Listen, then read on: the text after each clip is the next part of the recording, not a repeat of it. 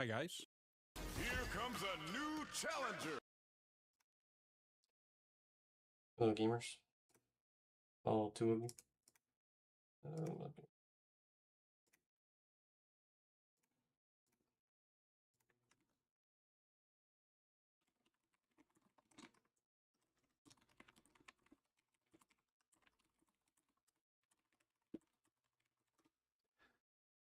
Alrighty, let's just on a deck.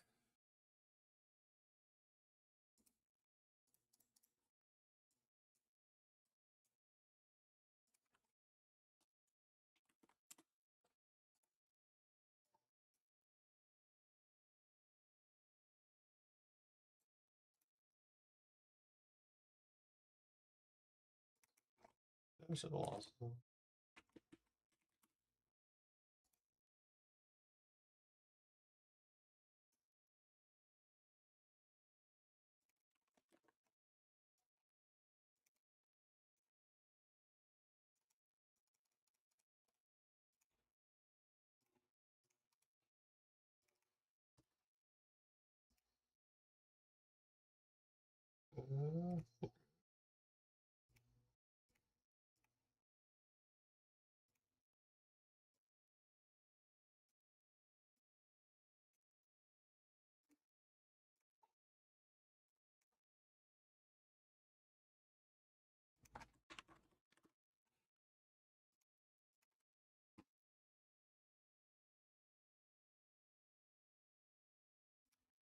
I can't spell.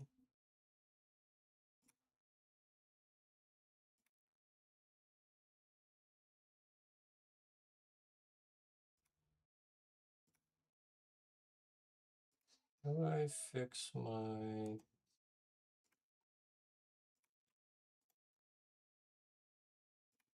Maybe do it on YouTube.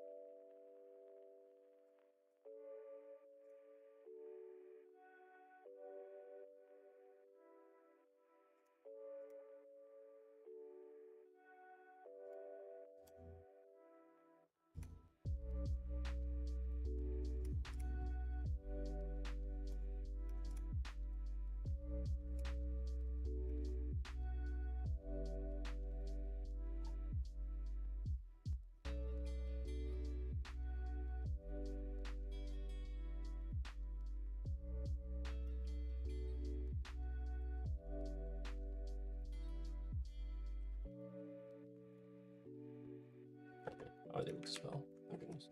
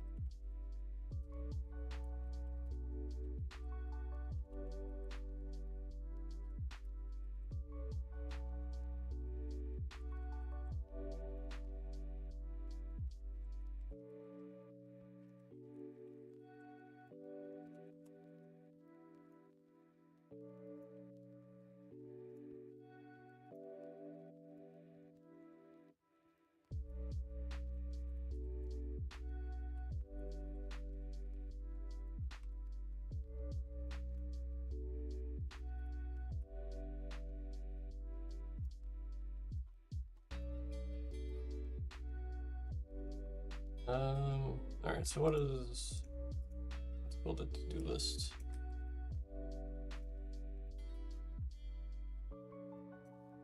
So part of the concern is I'm really liking red-purple lately. Or like I would like to like red-purple, I haven't decided on a deck. I think the current issue is Prismat is not getting off Fanny, and that deck seems above average.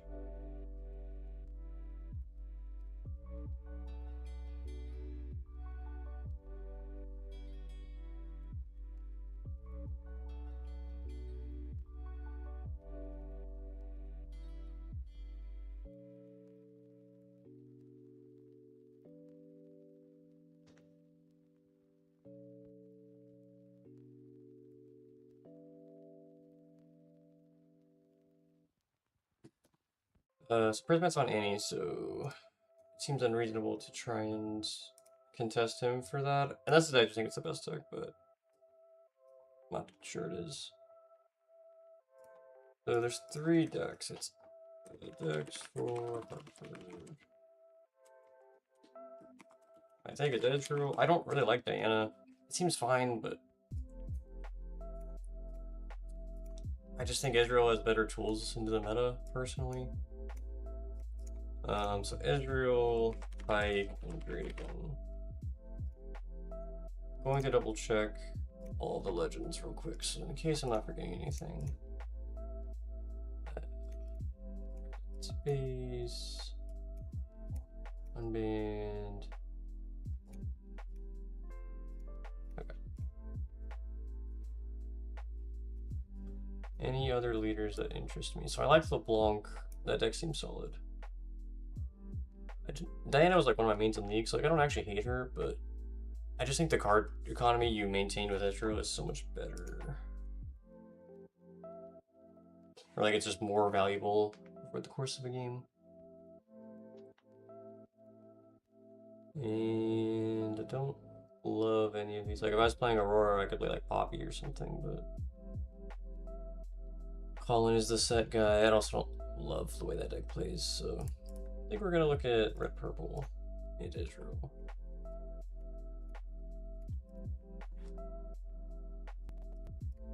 Let's see.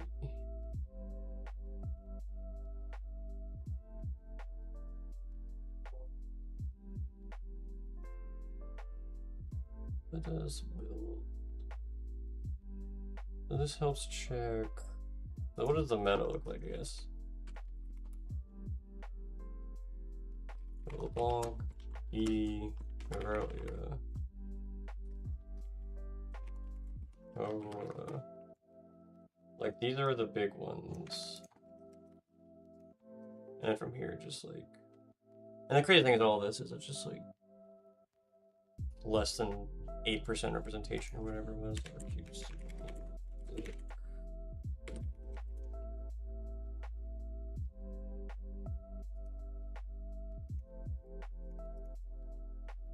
Where are the screenshots?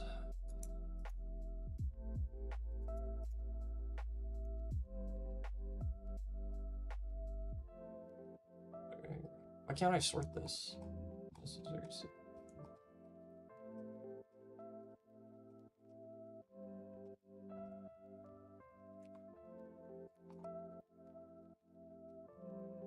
This? Why?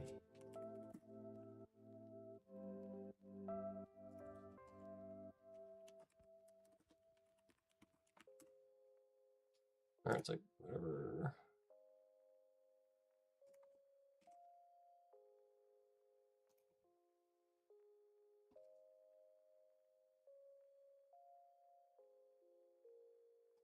That's the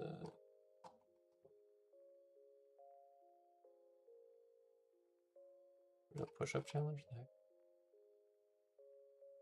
Oh, here we go. Finally.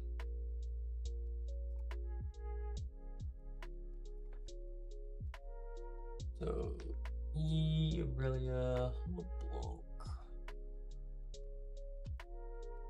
Manifex.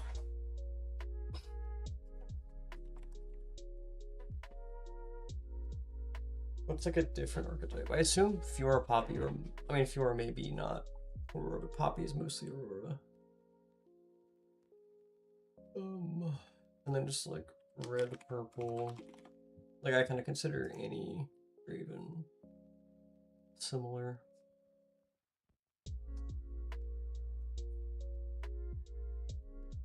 I guess we'll put like Vex here.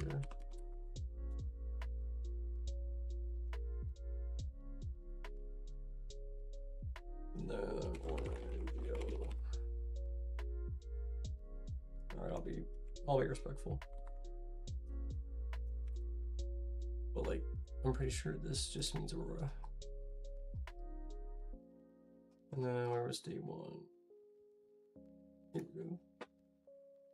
Log Aurelia, Diana, Vex. A lot of Vex for some reason. Misfortune. Victor's pretty high. Azir's pretty high. So like token strategies. Token strategies. Victor / Azir.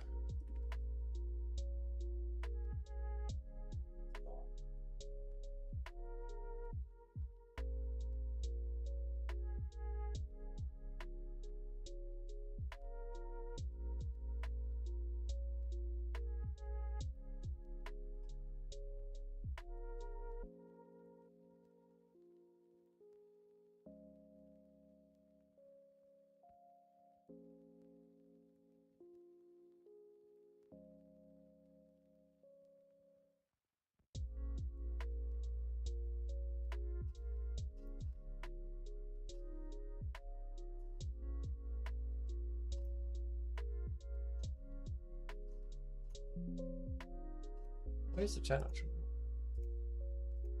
There we go. Viewer was at least the best of. I knew that. You chose XPE. No, Vex is good. Gotta win die roll. Yeah, that's the issue with Vex, right? Like, based off of like my perception of the meta right now, I think I like Aurelia the most. Just like the whole Scuttle Crab plus Starcross interaction is so good. Like, that alone gives the deck card draw that it didn't have last format outside of Stellarcorn. Or like it makes up for like the loss of Dreaming Tree. Like that is just really impressive because it is very flexible. And like you just get card knowledge and etc. But from what I have observed, there really is 100% better Vex. I just like don't like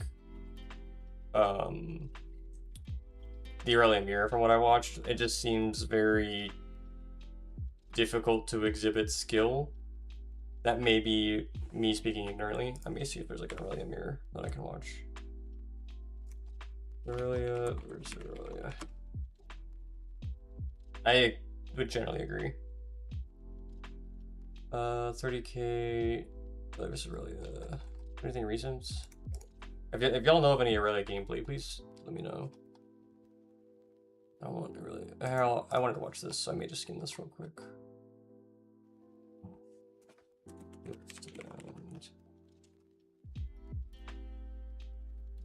Round 3, it's too long ago, dang it. Yeah, this is old format, but like, it doesn't change that much. Really Mirror sucks. Because also when you look at, what was, so day 2 conversion rate's very high, also very highly repped, right? Second highest behind LeBlanc. So very competitive, just who can move harder more and out advantage the opponent, yeah. Defy the defy 3 times, yeah, right? Like, okay, so this was pre-set 3. So obviously we cut deckhand for like Scuttle Crab and whatever, but both 1201. This is the finals. This is set to post ban, I believe.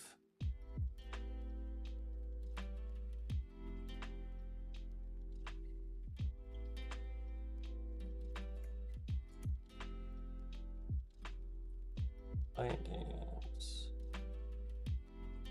These shits like what kind of? There's just like no gear removal, right? Just like accept the losses in this. No, green is Adaptatron, I'm tripping. Scuttle is quite strong. That's pre-ban. There is a Dreaming Tree. Oh, okay. That makes sense. That makes it. Thank God that. But also Abandoned Hall, dude. That thing just.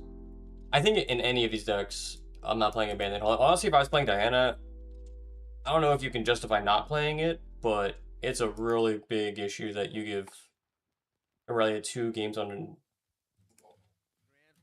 Adaptatron is to go. Agreed.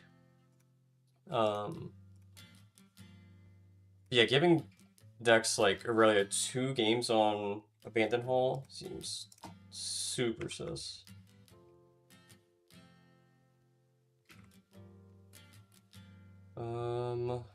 Let's just skim some of this. First meet.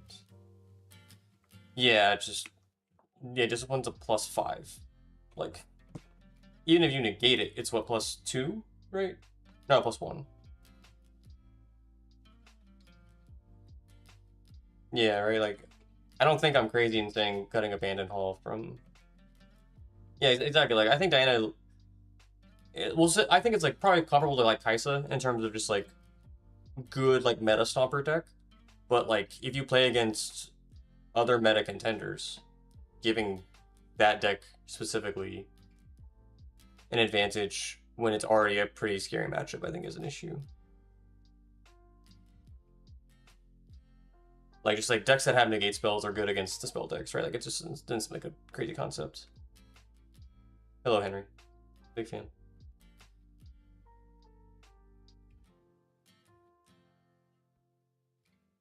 It's a streamception. I would generally agree, but like you're playing RBS, so like you've got the boost mechanic.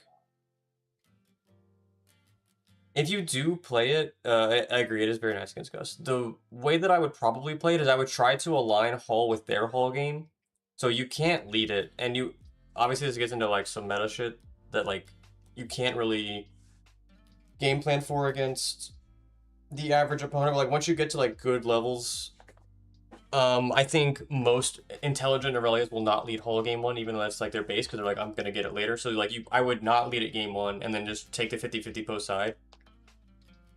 I think I'd probably pick it on your going first game, that way, because I would anticipate if they don't lead it, they play it going second, because of how impactful that is. That would be my guess. I'm actually somewhat curious about the arcade rules. I didn't actually look at I forgot your coverages. What Aurelia lists look like? My friend, if they don't lead it but save it for my going first game, which feels bad. Yeah, I think that would be my approach. Where is Rico? I mean, you're already going first, right? So that should give you the tempo advantage. Aurelia, Defy Discipline, Tide Turner, Stellacorn, it's 3 boots, that's a lot. 3 Scuttle for sure, 2 Charm, on guard. Not maxing on guard, shocker.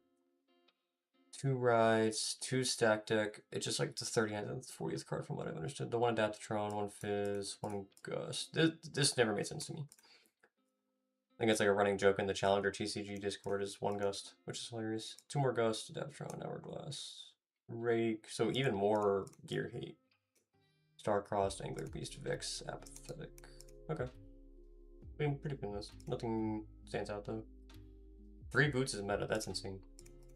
I kind of get it, but like I think your deck has enough card draw in most games to where you like the games that I watch Aurelia lose are the games where they draw either too many units or too many gears that are like duplicates. So I would be cautious of increasing the card count of those types of cards that contribute to bricking. Are you tanking about chaining something to Scuttle Crab? That'd be nuts.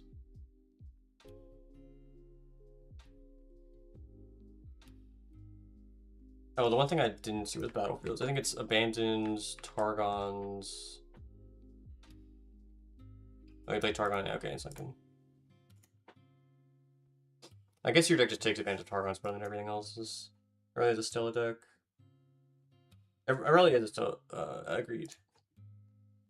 1/3 of my moves, I just instant bottom it. I mean, you do that. That is why you play 3 ofs in Riftbound most of the time, is so you can feel comfortable bottom decking it. A card like Fizz in the blue purple decks is why you play 2 to 3, because you only need the first one, especially with like Starcross now, right? Like you just always have access to it. And like with Pack of Wonders and like in my Pike deck, like I can just bounce that card indefinitely. But like you kind of have to see it and also want the luxury of bottom decking it if you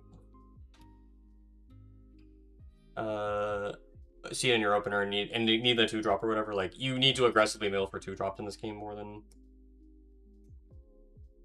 you need to see some of your top end. So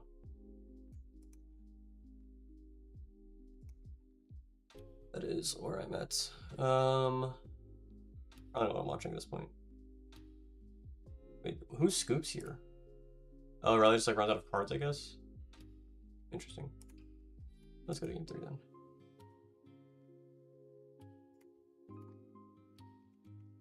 I have a song. Ah, dang it. I'm on my...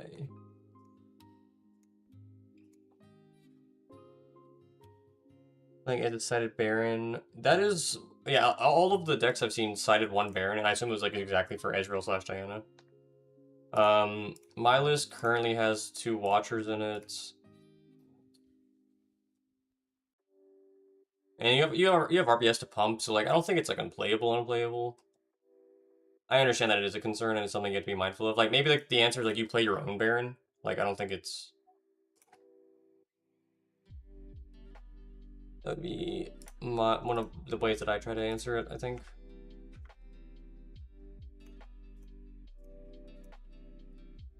First mate. Honestly, like I just love Scuttle Crab. This card is so good. Probably best 2-drop in Earthbound right now, outside of like Raven Bloom.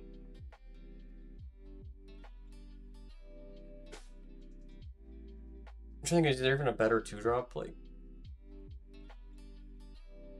Overzealous Fan's very good, but like that card's just so broken. The one thing I haven't noticed really is how good the 4-drop E is. I just haven't played against E much in set 3.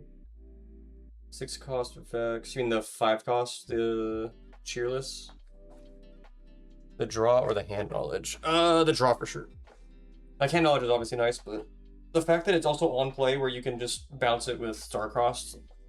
Like Aurelia would honestly hate playing Starcrossed if it were not for Scuttle Crab. It's just a unit that's like gets you deeper into your deck.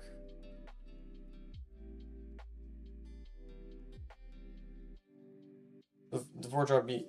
It is a vanilla, I agree. But like I guess it can just like accidentally turn into ganking off of its own effects eventually. Yeah, the 5 cost effects. That card, like if I'm playing Ezreal, I think I probably consider like siding that card. I'm not sure if that card's main worthy anymore. Like I think game 1, your game plan is kind of just like hand control. But like I'm playing like 1 pack. That seems to be the common trend. 4 cost to use just so they... Yeah. I get it. Like the other Yi only came up for Accelerate. Which obviously matters, but I think you would just prefer to have like the guaranteed turn 4-drop on curve. When I inverse the U, the 4-drop E feels like a mini time bomb on left and benefit. Yeah, right. Like eventually. I mean, it's not like crazy, but like it's a unit that like accrues value over time, which most units can't say the same. And the value is obviously very negligible. Like eventually you can't target it, but if it does create something that you want to interact with, no need for Biggie. Yeah, that's fair. You have Rengar, so why play E? Just play the guaranteed 4-drop, 100%. This Rengar unit in E is so oppressive. 2 Hourglass. So from this position, I actually don't remember who wins this. I had to guess it is not the Aurelia. But he got an abandoned hall game on game 3, which is very good for him. Defending for 6 turn 2 is really the tough part, making it 8-spot removal. This is one of the reasons why I want to play a red deck, is I feel like Falling Star is just so goddamn broken right now. Kha'Zix, I played against it a little bit. It seems good.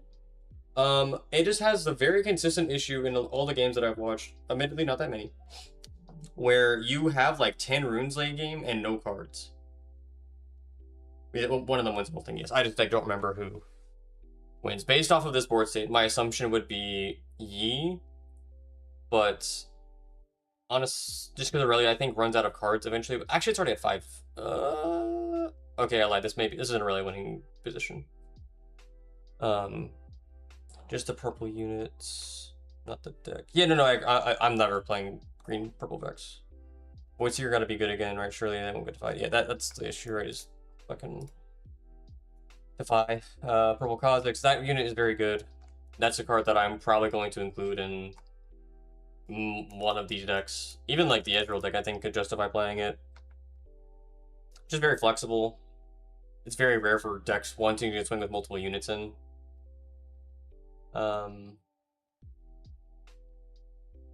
So Aurelia's at 5.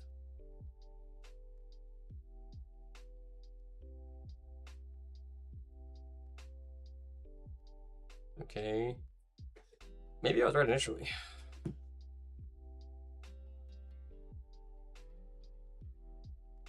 Alrighty, so I'm streaming until my girlfriend comes over, so. Purple Ka equals Rengar drums here. Yeah. Purple Kha'Zix, good unit. About this thing about the Kha'Zix, I just consistently watch the deck run out of cards. I am very curious how it maintains card economy. Like, I think if the game does not end by, like, turn 6, you just can never really win. You have a very strong early game. Like, it's very difficult for decks to, like, develop into you because you have so much control over their units through all of your movement effects. But naturally, I would be... Like, I'm very curious. Like, if I had to guess the Aurora matchup, it's probably just, like, 90-10 Aurora favored.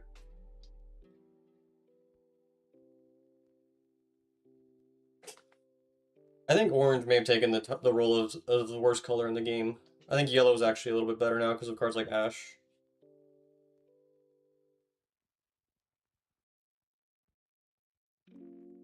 Smash both Aurora and LeBlanc. You give me everything. I really like Hui. I could consider playing that card in Israel. I am not convinced you have a good Aurora matchup at all. I think you get absolutely annihilated. If you... I understand that the top 8 match is... the top 8 for Sydney match with, I think it was Alan. And his opponent was like, it was just absolute destruction. Oh, he did unbundling. Impressive. Yeah, he just was able to stay on even points. Nice.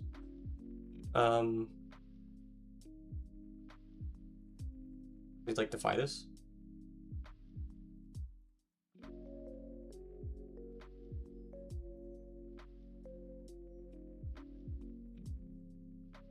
Oh, just punch first. Wow, that's sick. You got cooked. What plays, sir? The Aurora plays just drew the nuts. So I think Alan is one of the best players in the game. I will never dispute that. I think he also is very, I'll say, hyperbolic in the way that he discusses the game at points. He is 100% better than me, but it is very difficult to trust everything that everyone says all the time. That's just a generic thing that I go under. I agree that his opponent drew well. But I also think he drew at minimum average, if not. I don't remember. We can skim it real quick. Again, Alan substantially better than me. Would not expect Sydney. RQ Sydney top 8.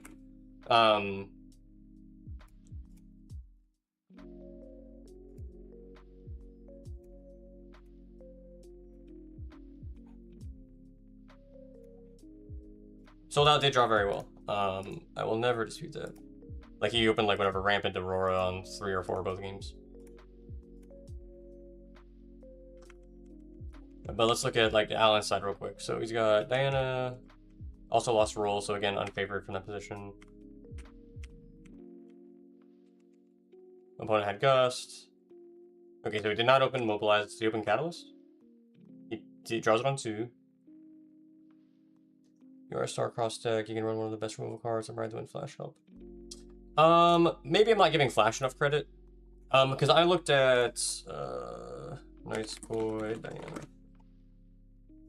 His list did not play... Oh, he played 2 Flash. I don't know why I thought he didn't play it.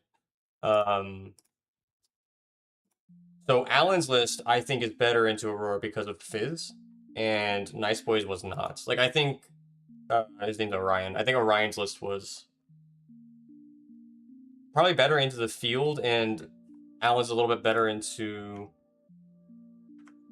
Aurora, just due to Fizz.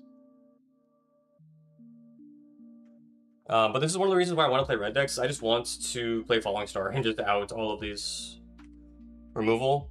And I played against, I think I did Diana versus Aurora. I don't remember if I played it on ladder yet. Flash out in the Amulet. It is very good. Like, as the Diana, you have more agency for sure. Alan didn't run Fizz? Oh no, it was the other way around. Okay, I lied. It was Orion's list that played Fizz, and that's what I liked. And Alan's did not. He played Kha'Zix. That was the difference. I apologize. I'm getting confused.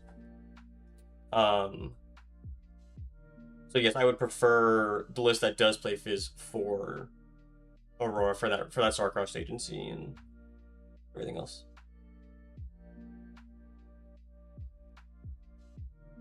My biggest issue with Res is the amount of deflects. Agreed. That's so if I play Pike or Draven, I really want to look at Jhin. I saw John Rossum, who's like a very good Draven player. I think he's one of the innovators of Miracle Draven. Yes, Matt, it does. So Flashwood prevents the damage. So Flash is just a very flexible card right now. Will not dispute that. Tony explained the goal of the deck was to hold and Fizz and get value that way. That is fair. That is personally not how I would approach Diana. He's obviously put in way more time than me. So I want to try his list out at some point. I played Orion's list last night at a locals. This weekend I'm going to try and play probably Draven if I can get it. Because I will say, I did like the Vex in Alan's list a fair bit. Like, this card just so oppressive. I like running one of Fizz. It's too good not to play.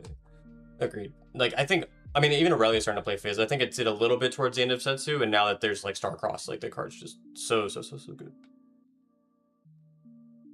But this is just, like, such a depressing situation, right? Where, like, he has 5 to 8, and, like, over the course of the next 2 turns, like, Alan's just gonna lose every card in his possession. He's just gonna get run over. Yeah, just like, alright, I'm gonna burn your card economy, and this Vex unit just like runs out of value. And the issue is just like, even post-side, like, the side deck in Riftbound is beneficial, but like, it doesn't let you side enough for some of your bad matchups to make it like truly better.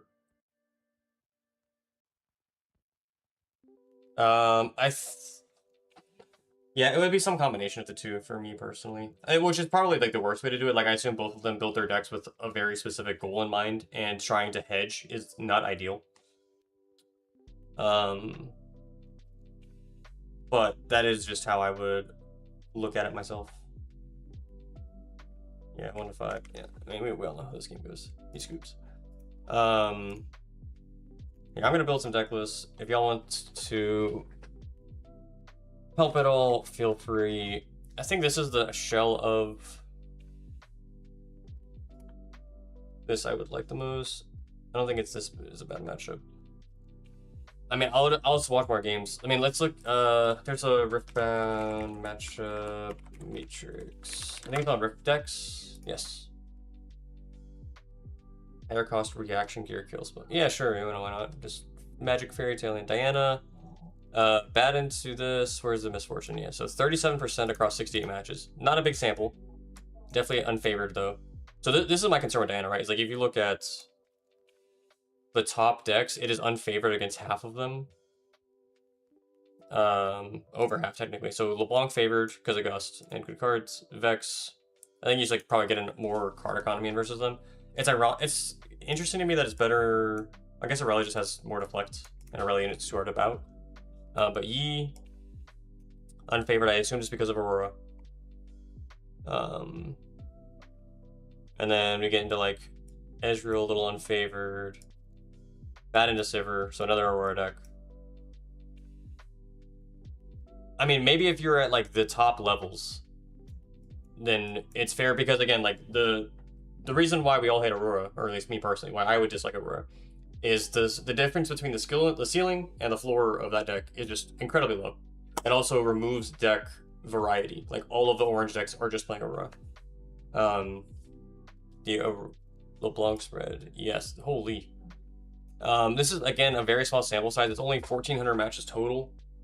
So not a lot. And you, wait, can I, oh, I didn't filter, my apologies. Let's filter by tier 3 tournaments. So Diana, still unfavored across all the relevant matchups. LeBlanc, very good into Aurora, slower decks. Misfortune, good into Yi. Losing into Aurelia, which I think is kind of surprising. So Aurelia's bad 50-50 into Yi. Wait, how does this work? Yi... Oh, I'm looking at different decks. I'm intelligent. So Aurelia's unfavored into Azir and Victor. Ezreal, little favored. Draven, very favored. So this is a number that I don't... Let me look at Draven, because it's a deck that I'm interested in. Completely annihilated by these. Good to... So this is what I'm fixing.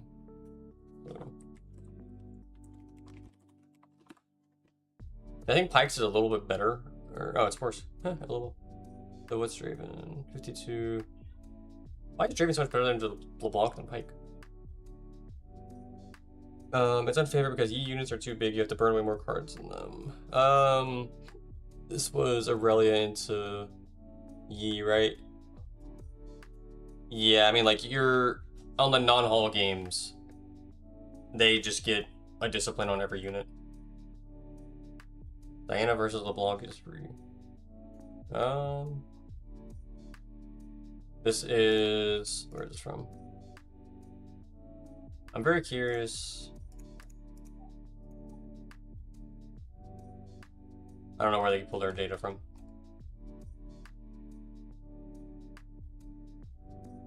Eight total events. What is this? That's probably the issue with Pike, because the units are too small. I guess it really depends on how people are building the deck as well. I'm curious if they're trying to play like Miracle or something, which I think... Oh, holy... I don't know what that is. I'm curious...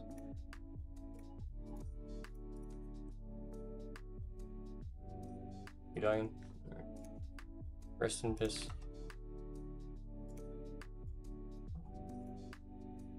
Alright, whatever. Let's do this. I like Ezreal just because against Aurora you get to like keep enough cards to hopefully see the options you need. This is the best of his opinion but I agree. For which deck, Zach? Sorry.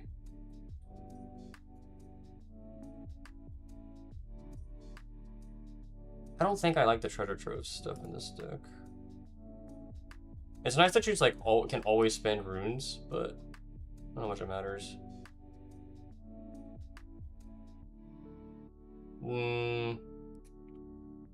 That's why I wanted to play Jhin and like a little bit more of a tempo build. Oh, this was something that a friend and I had talked about. There's seals in this deck somewhere. Diana into Aurora. Yeah, I mean, I know Ryan. I may ask him about it at some point. I need my friend to send me his list because we had chatted about it and I don't remember all the changes we made.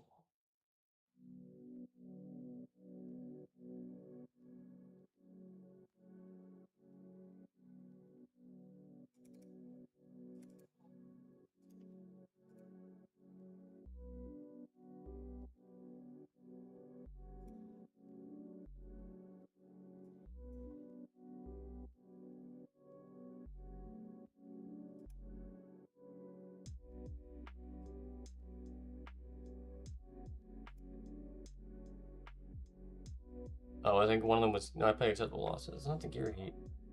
Am I missing top end or something?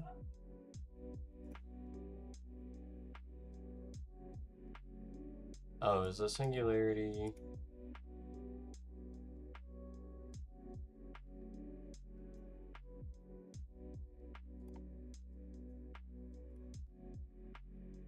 I'm definitely forgetting something. Good billows.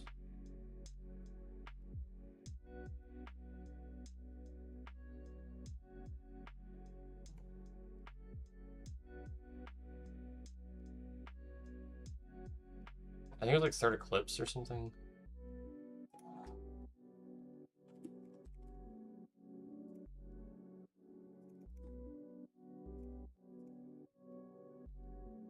we'll just go for this for now. This is probably my outline. I'm gonna see if my friend can send me his list.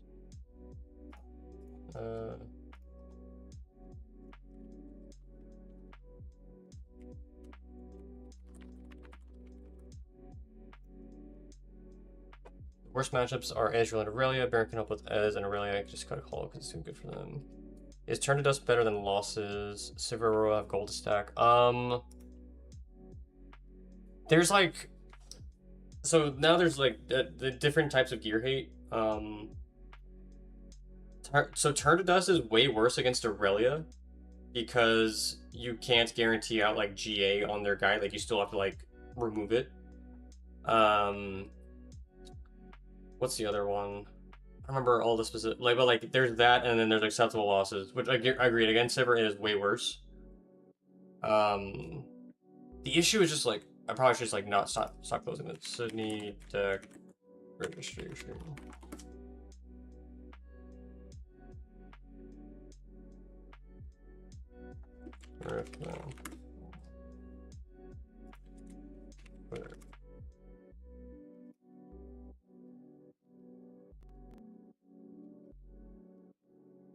I'm just gonna keep these open so I don't have to keep opening them. So this one. Here we go. Yeah, so when you look at it, it's what? Yeah, Sivir's not even. Sivir's 24 decks out of I don't remember how many answered. Infinite. But against like I can't think of old decks. So against LeBlanc, acceptable loss is probably better because it's cheaper. Aurelia, it's definitely better. Diana is probably better game one just because it's again cheaper. The only selling point for Turn to Dust, in those situations where it is slightly worse, is because you get the target for Ezreal. So, a small selling point. But there's definitely a distinction in the two. Also, against a deck like Azir, I would definitely lean losses. So,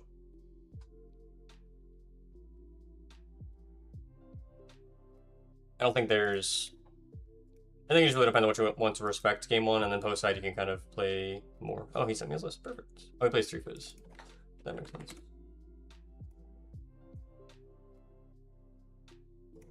I think everything else is the same. He plays 3 Gust. Did he cut up wages? No. Oh, I forgot to cut that. I'm probably comfortable cutting a Gust. It's. Oh, you're talking about playing Singularity. Wait, what? Oh, he plays 3 Starcross. That's what it is.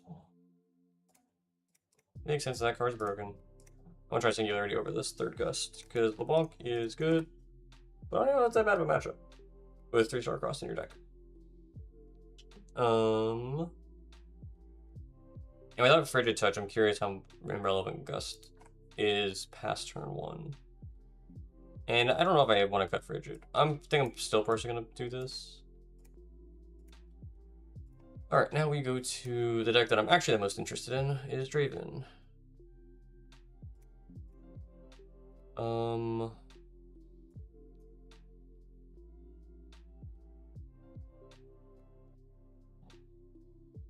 This is probably too much. Alright. No, I'm just gonna start from ground zero. Actually, wait. Okay, good. Draven.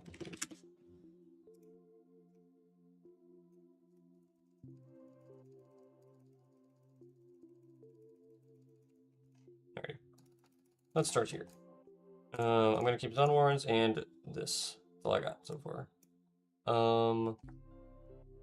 I may just play some games with Annie's Prisma deck after this to get an idea. Azir seems good. I just really dislike the playstyle. I don't know how to explain it. I'm not big on token decks. I liked Victor because it was more of a control deck. I would say I lean control. Personally. Alright, so let's start with units. What units are we gonna include? Or would we like to include? Disabling is good. I'm gonna play 3 ban. Let's put these. I don't think Patty Poro is a playable card right now. I think Gem Jammer is a particularly good card. And this I could play in Pike, but not in this. I do like the Rexa units. I think probably need 3 Kaisa. This deck, I think I want to play Vex for the.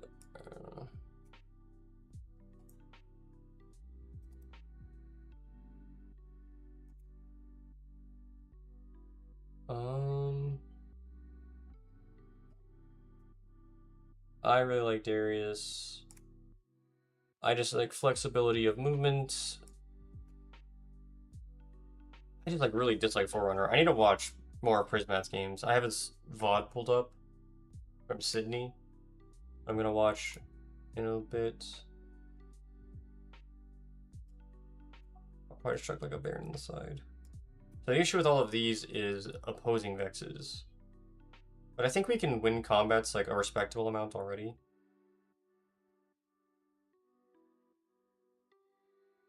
Alright, so what do we need?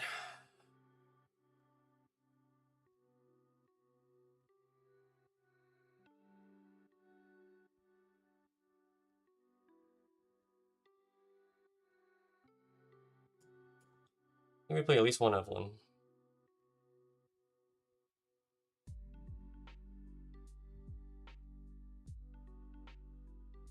Is this a... no way. Am I playing Jhin in this list? I guess is the question. What benefits does Jhin have in Draven? It's effectively ramp. Not ramp, but... I don't know.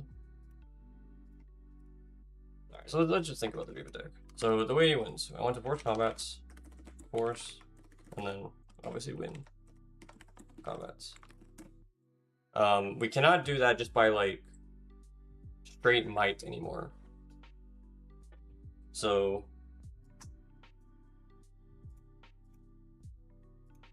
let me pull up Annie Prismat. Here we go. Let's just look at this for some ideas. So he plays a Gust.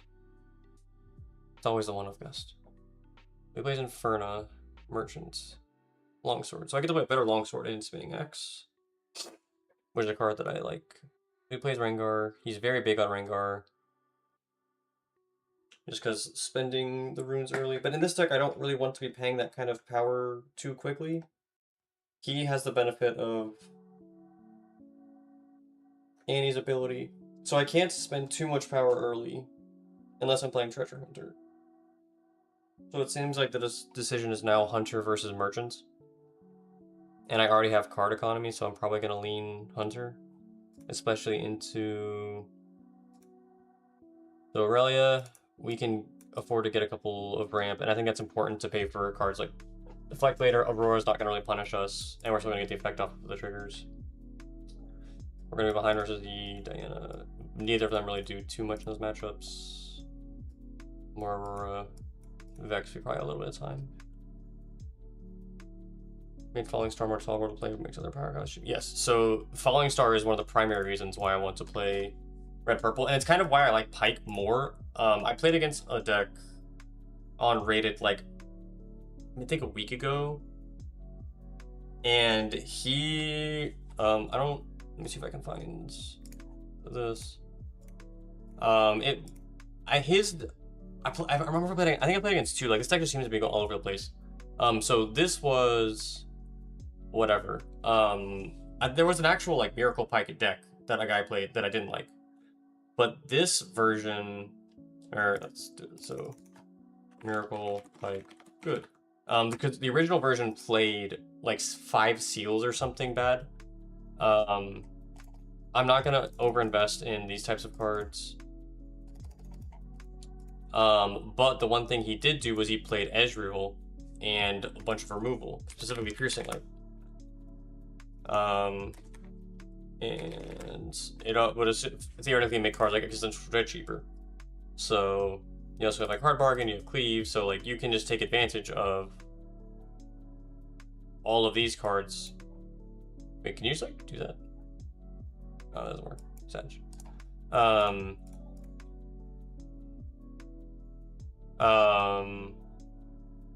So the original Miracle Pike deck that played a lot of seals was just awful. You just like, even when you saw a lot of cards, you just drew like, I think the game 3 that he lost, he just drew like 5 seals in a row. Like he had like 8 cards in hand and could play one of them. So would not recommend that personally. But I don't hate the idea of this purple Ezreal card helping you cycle, making cards like Piercing Light cheaper. Piercing Light, the issue is it's not fantastic into the meta. It's good against like Diana. It's good against red purple. It's probably like okay against Yi. Not great against Aurelia. The Falling Star is the one that is the most important because you want to be able to hit Hui. Hui is a big one. Karthus is a big one. I assume there's units in E that matter. Cellarcorn Herder is another big one. And whatever. Like, you don't really want to use it on like a card like Vex, obviously. So, okay, so I adjust this. So this is the Pike deck that I built yesterday. I was playing with it a little bit. I don't hate it, but it definitely needs some improvements.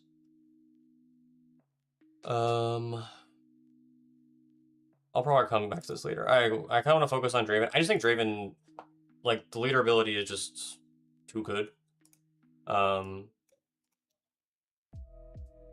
if I don't want to play like a full hold deck, but like some kind of deck that plays Vex Existential Dread doesn't seem that bad. So based off this, I want to play Treasure Hunter in my deck. Hunter.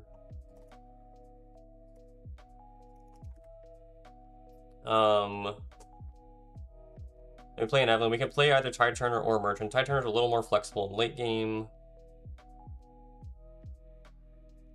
Merchant technically reduces redundancy of cards like Hunter, but I don't ever really want to play these cards late. We'll just go with this, I suppose. Tide. Oh, we have 9 2-drops. It also helps me keep my Kaisa safe because that card is very important. Alright, later Gem Jammer. I don't love this Inferno card. So this. Goodbye, Darius, for whatever reason.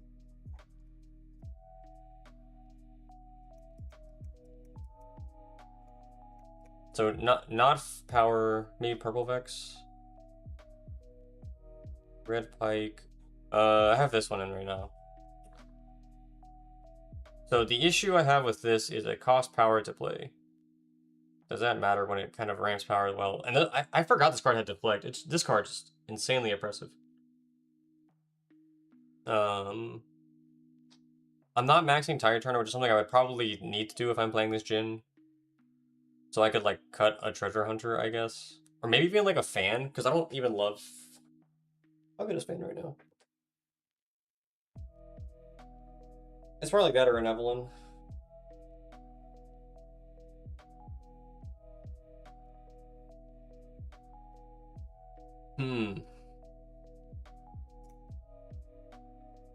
Let's go back to units. What units do I think are important to be in my deck?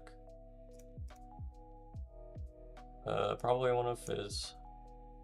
Or let's look at how many spells we play first. But probably Fizz. Do I need Rek'Sai? Do I have any other ways to trigger accelerates? No.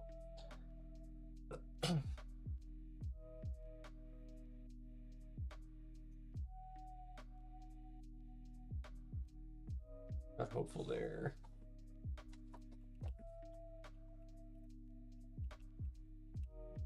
Jhin with Tide and Ride can get really crazy. Free Falling Stars. Yes, that was pretty much the plan behind my Pike deck.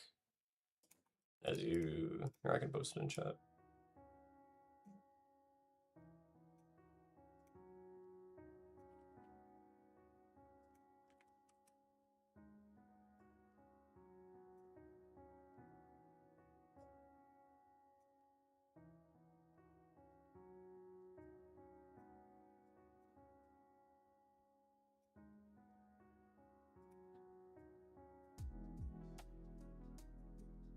So I think this deck's not bad. I just need to like clean it up, probably. Probably play a third ride. Maybe less longsword, I have no clue.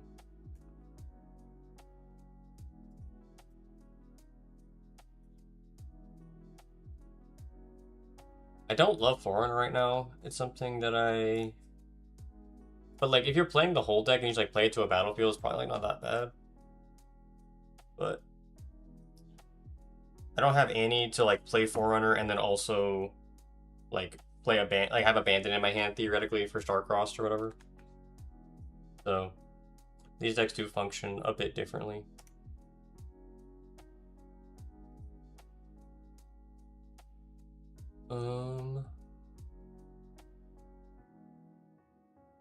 Darius gets me mobility. Big fan of that. I'm curious if I actually just like don't even max out on Kaisa anymore. Because like we're already approaching like a lot of units. Like I don't even have Hopeful in my deck at this point. Which I don't actually want this card, to be honest. The benefit of it is I guess like Starcrossed is less impactful. Just because like you played for 2. But in this deck I think I really just like want to have like a bunch of tricks. I like this card. Not you. We're Spinning Axe.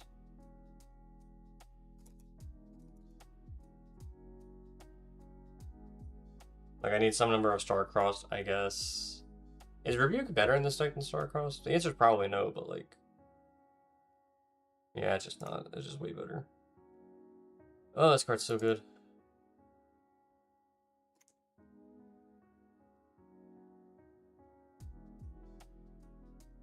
Kha'Zix is kind of a trick, which I don't dislike.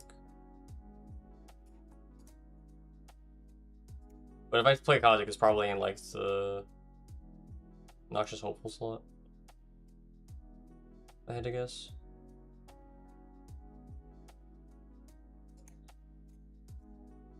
We need like, I think some number of cleaves.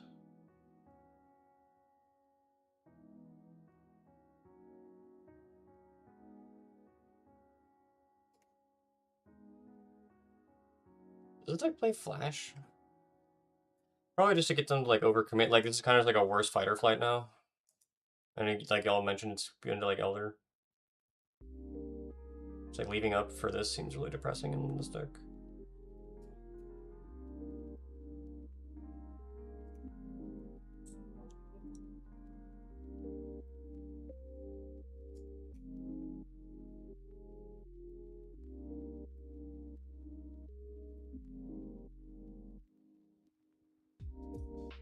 My accelerator is Darius. That's probably not 3 Darius. That's probably part of it.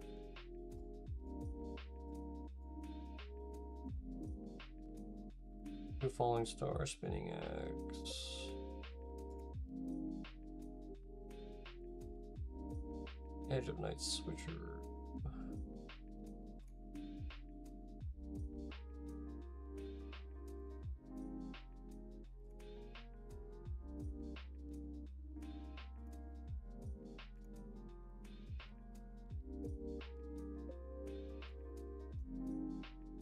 I need this for Diana, not Diana, Aurelia.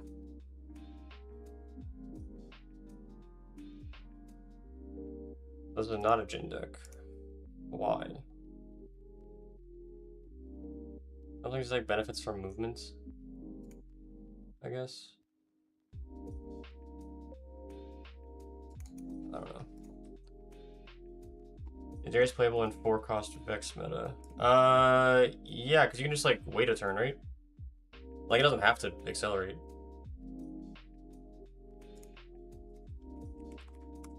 Alright, let's just... I feel like playing games, so I'm gonna build Annie and just learn from the goat himself.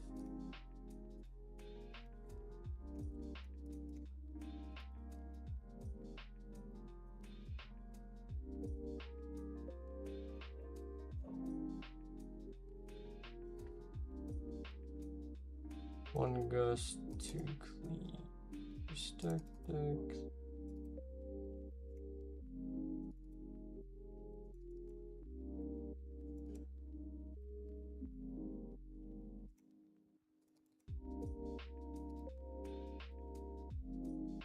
He had mentioned not maxing Apothecary in the future and maybe cutting it for, I think it was Kha'Zix or something. Are there any Rektides in here anymore?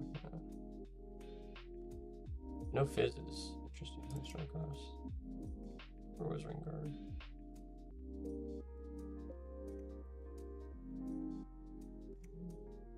Am I slow? Pike? Rek'Sai? How am I missing? What? I'm just blind apparently.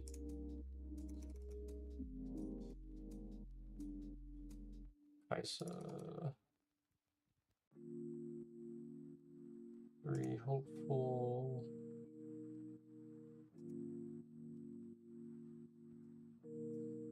Am I smoking? Death? Diana Kha'Zix.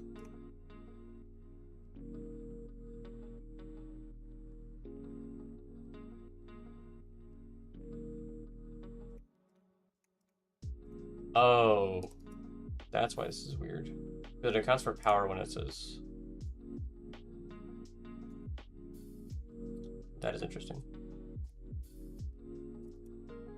Vex and 3/4. I never actually recognized that. When I did my energy, it separates energy and power.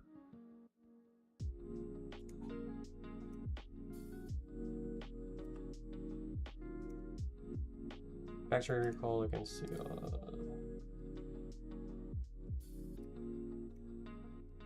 Falling Star Switcher.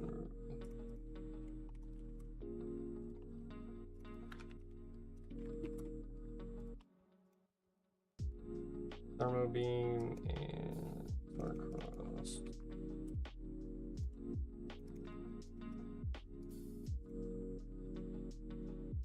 And bring here.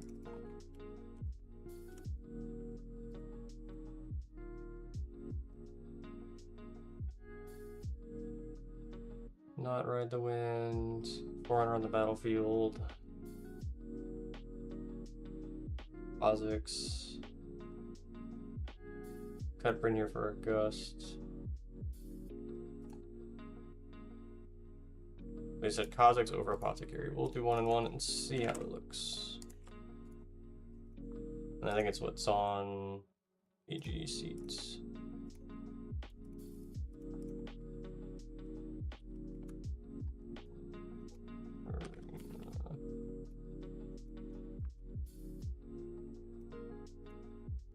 Alright, let's play some Riftbound. I'm tired of thinking.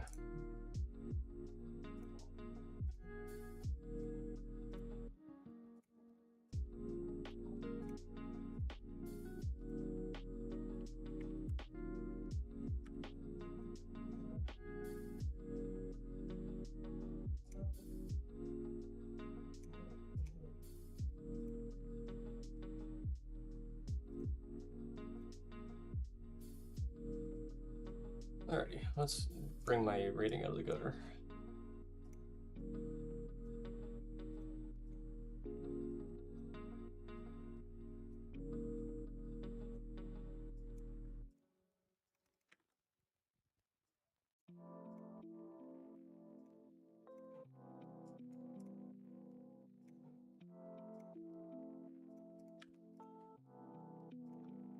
Let's learn how to play red-purple again.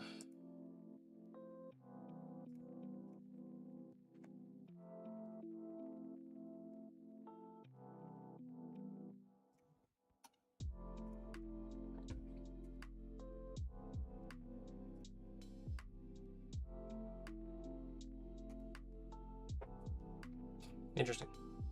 Kaisa. My old lady.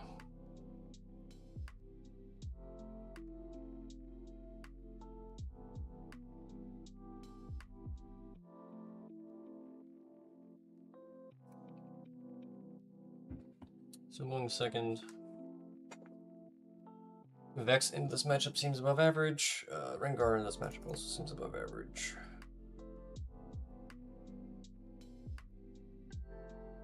I don't think you see stack deck plus hopeful very often. But it gives me something over nothing since we're already halfway here. Damn. Rewarded.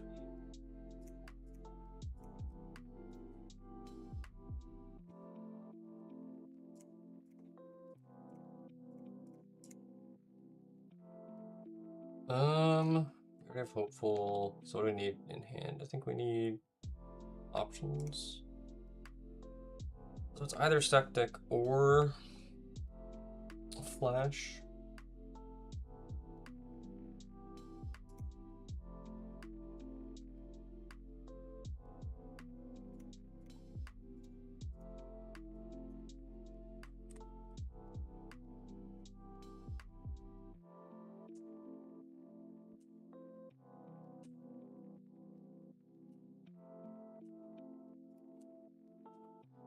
If he develops Kai'Sa, we swing over it. If he doesn't, we just develop Vex.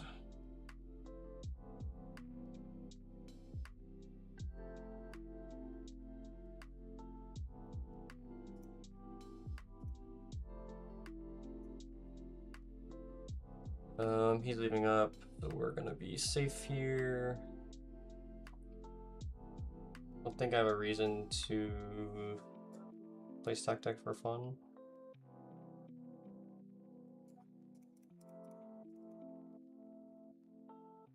The other option is just like swinging and Rengar. I think I'd rather stick with the Vex. Because I can technically Rengar on this turn if we need to. Not that it matters, but we have that option.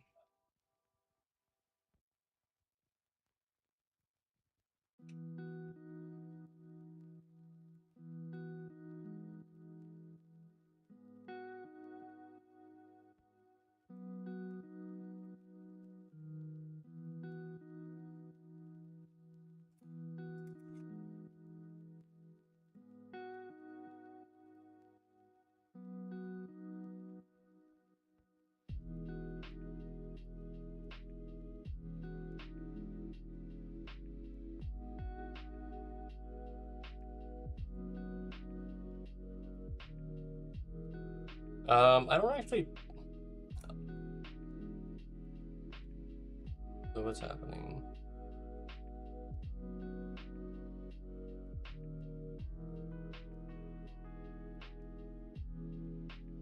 Wow, that is aggressive.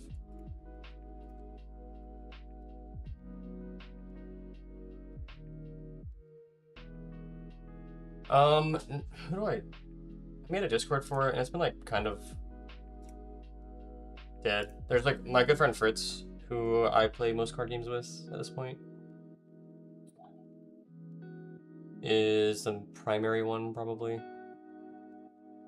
Give me a second. I think I just like try to take Seat of Power and then drop a Forerunner on it. Seems reasonable.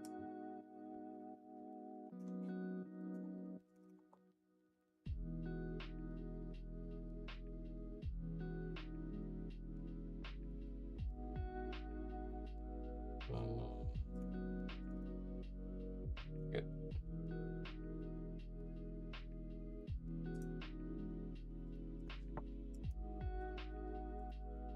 Wow. So I even flashes back.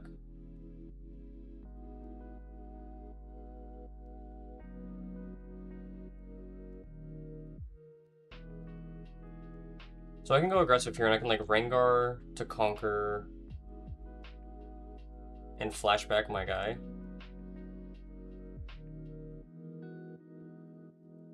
But then, like, what do I do after that?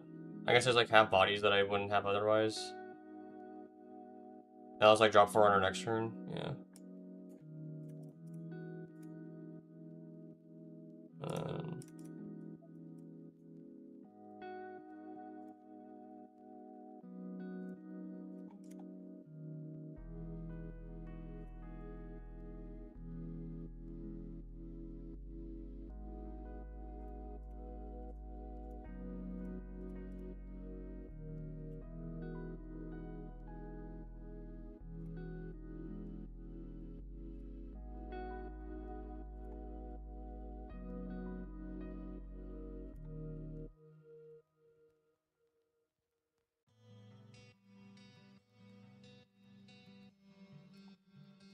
That one I truly had no clue what to take.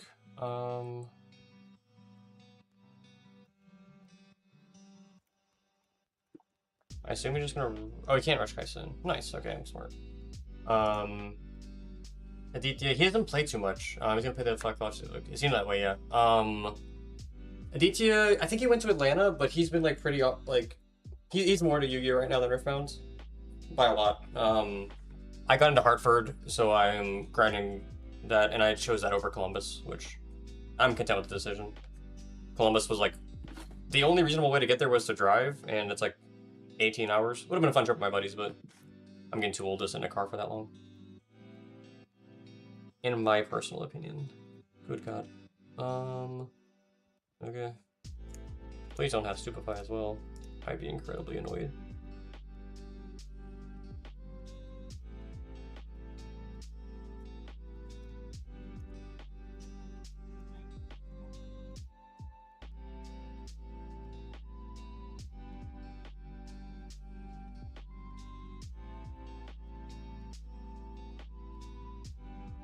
Yes, hurry up. So it's mainly just like me and Fritz. The guy who won or split the best of Kazakhs in Sydney's in my Discord. He's a friend from Europe. Okay, so this dies. It doesn't die.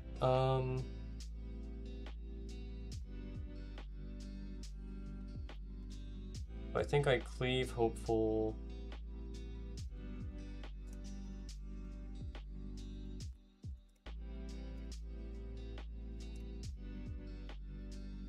He wants to trade, God bless him.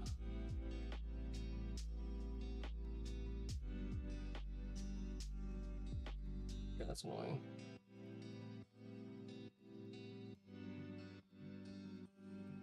Okay.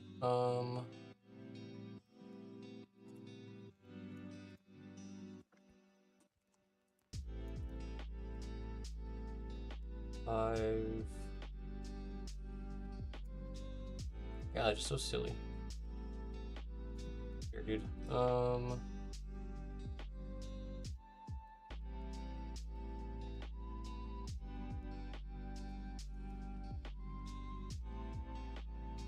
He's on 5 points. He's gonna get to 6 no matter what. We just develop Forerunner.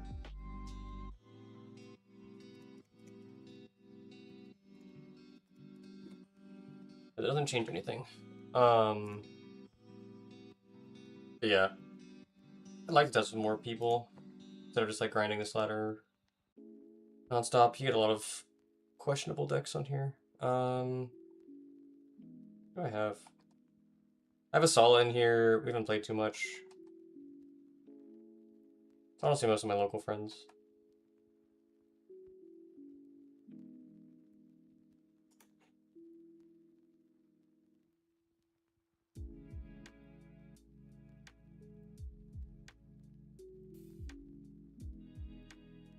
Do that.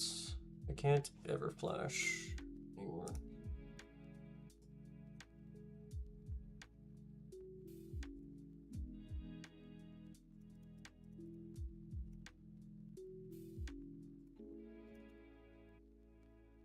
Can I draw a spell, please?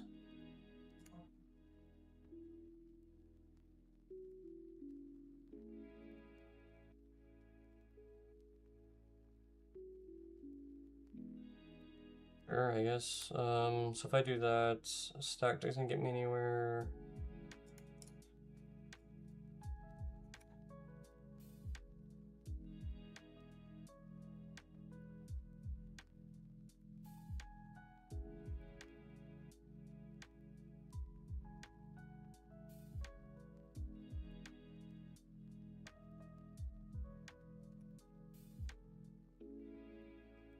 Yeah, I guess.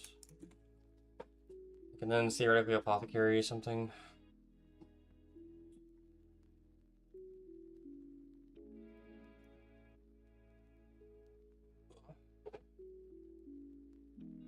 Like these hands are the ones that concern me with this deck, because I just like don't draw.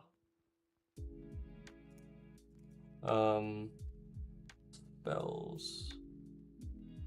My only way to get back on a battlefield. What is that? Wishback, Conquer.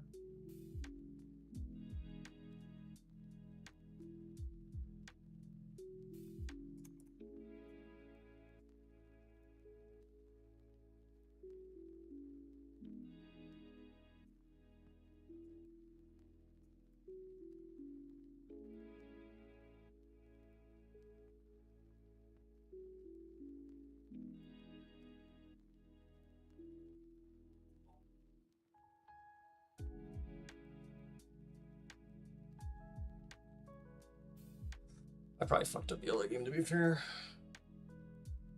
Maybe the reason Prismat's the only Annie in the world, effectively.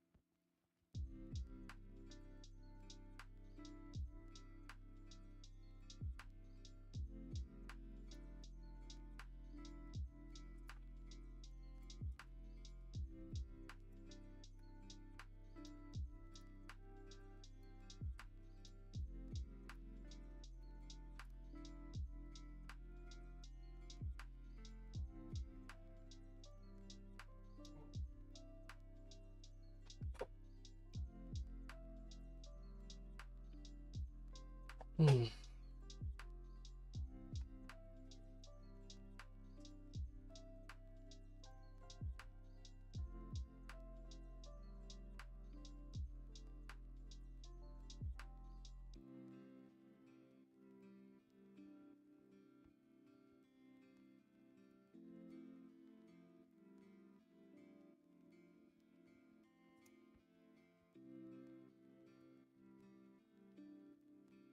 Isa Inferno does not give me anywhere, so I can go Annie, Cleave, gets me 2 draws.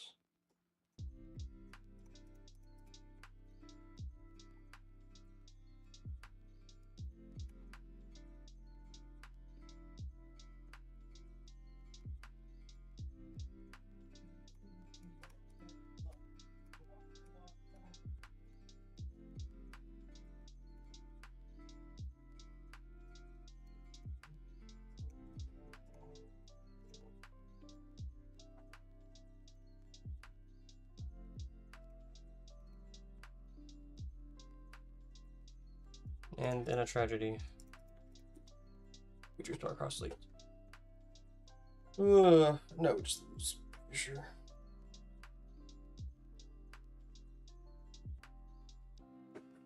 Ugh. I know what's missing. I'm not hand shuffling.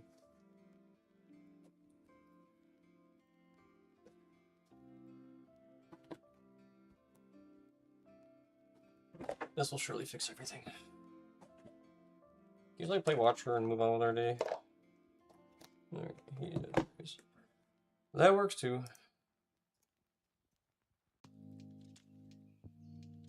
No, I don't know. Oh, it's like abandon. Also, yeah, like if he just did that Falling Star play and I had abandon, like the game was so over. I just realized how like insane that play is from him.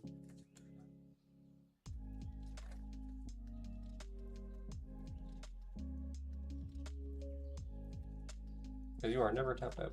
Statistic. Longsword's good for the removal stuff.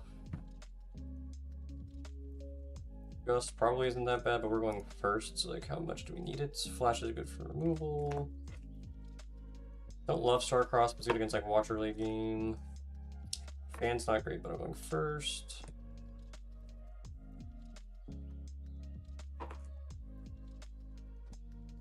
Leave just seems like the correct amount. Alright. We're going first. We do this.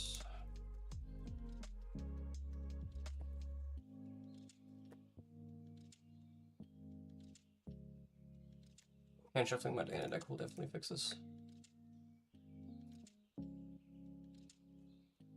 Fantastic start, if I do say so myself.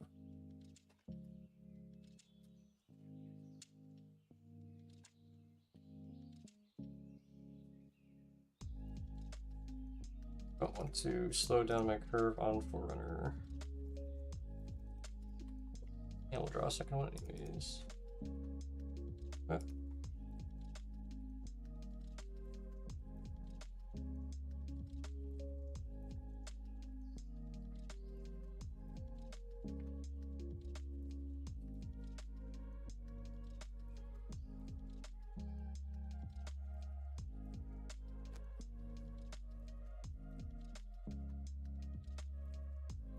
Do I need this apothecary card?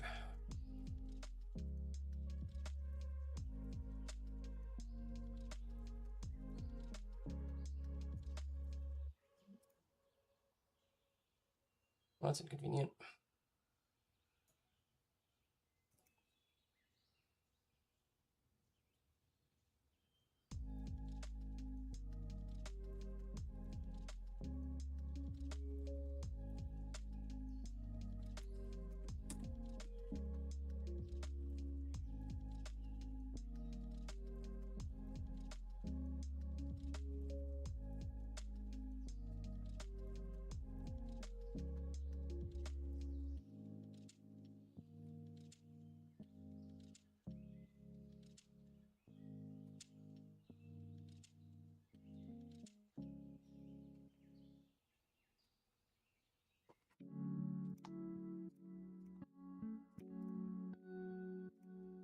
That's really annoying that you don't get punished for that. How much do I care?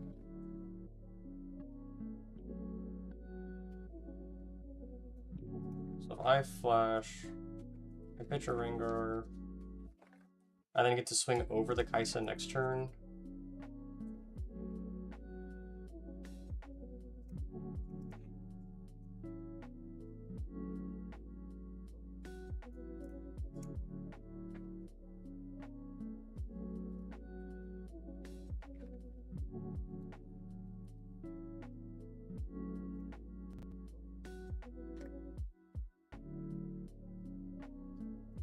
This seems really bad by him.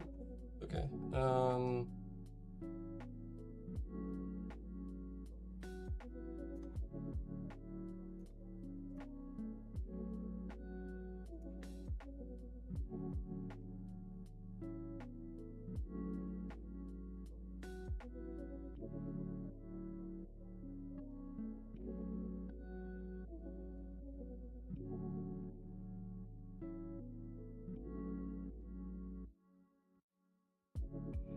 I want to stay on even points.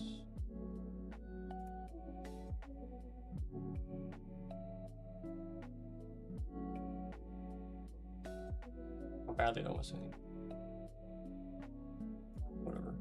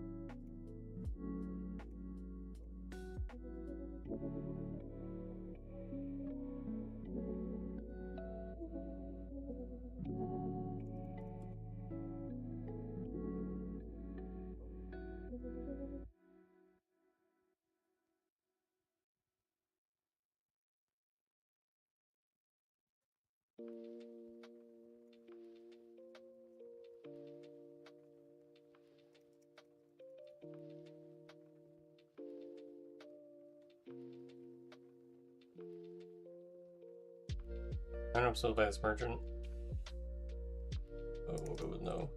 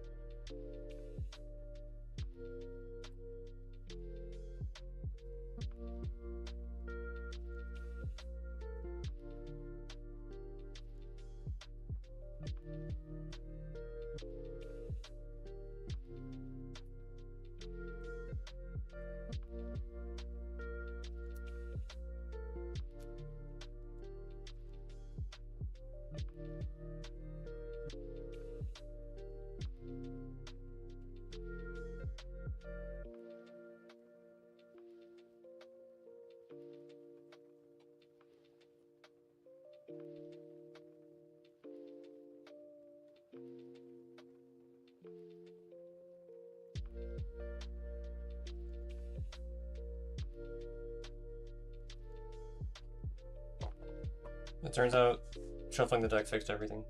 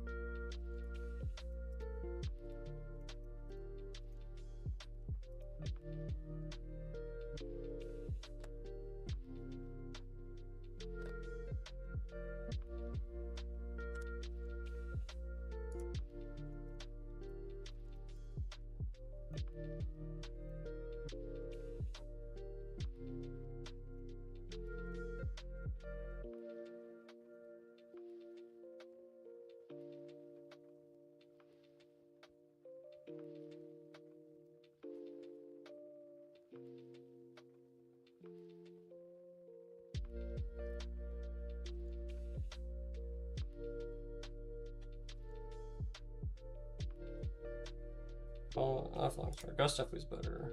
Longstrike's not that bad, I guess. I know I played Retreat, so probably not. This seems okay. And take out a fan, probably. Actually, I don't have any other 2-drops in deck. Okay, Merchant. 3, 4, 7, 8, technically. Okay, yeah, I can't cut that. Oopsies. I'm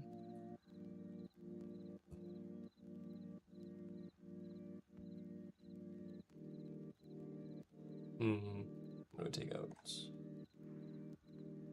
Use Grim Apothecary.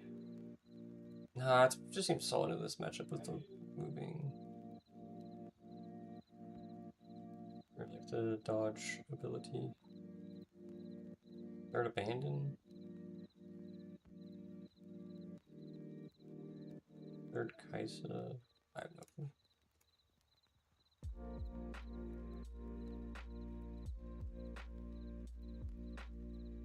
Let's go with this. Ugh. Alright, we got a 2-drop.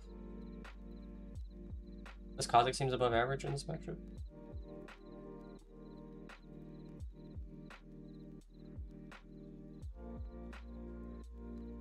There's something I'd like to do for Forerunner. I've got Ringars. We'll just assume that it's better to have better cards than Kha'Zix at the start.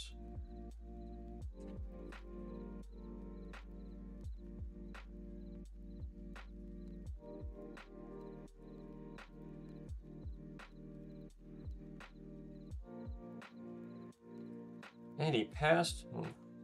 Ooh-wee. We'll go with.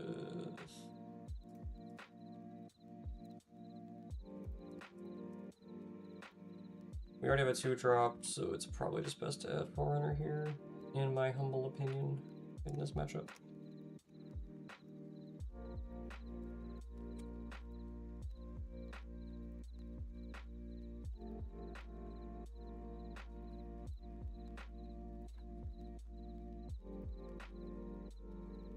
Alright, might look silly.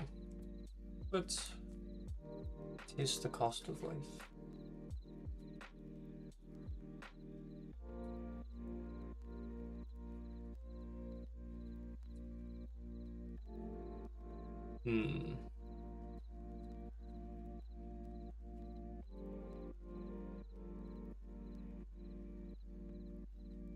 Do that, play that. Yeah. But I'd like to get Kaisa down, I think. I do on his turn. If I go Targon's here, I get to play everything I want this turn.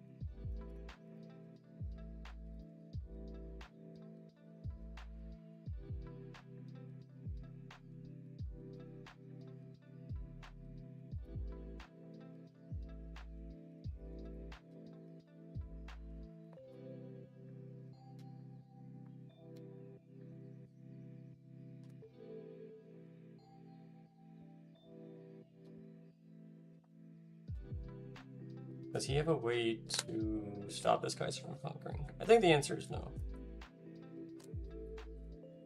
Does he have a way to punish me for this? Play Darius. I will develop Forerunner in the back and then kill the Darius if he does that. So over the next 2 turns, I think this is a very favorable situation for me. If he has Raid Stupefy, it's kind of whatever. Alright, now we're even happier. Forerunner pass.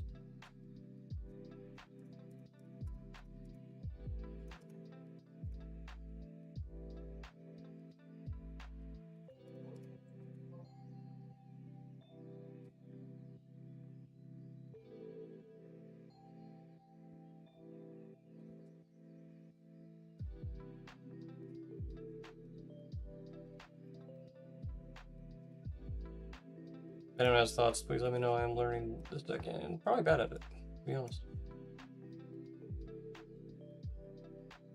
Oh, also the new announcements for the regional stuff, or like the regional championship stuff came out. I will go over it as soon as this match is done. And then I'm gonna have to hop off because my girlfriend's coming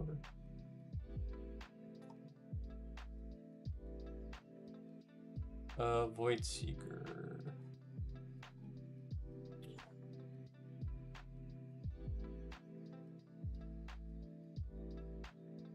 He wants to Void Seeker again. Probably okay with that. Right? Your D-ramps. I would rather like double flash protect my units next turn. I'm pretty confident.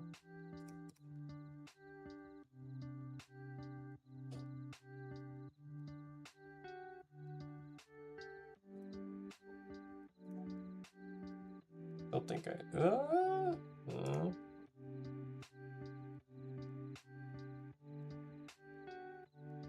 Leave over his Forerunner next turn seems not bad. But he could also have Smoke Screen.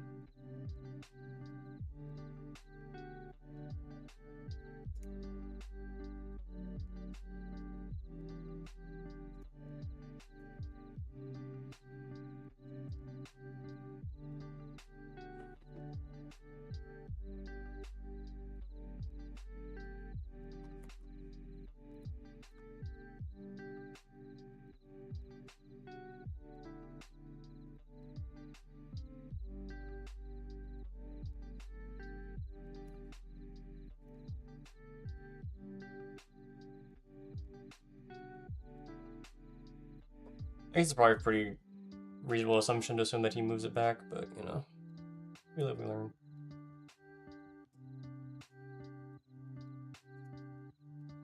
He has Ray. Kind of sad. But now we get to just do this. Why is Fan? This card, I don't think it's ever gonna do anything meaningful.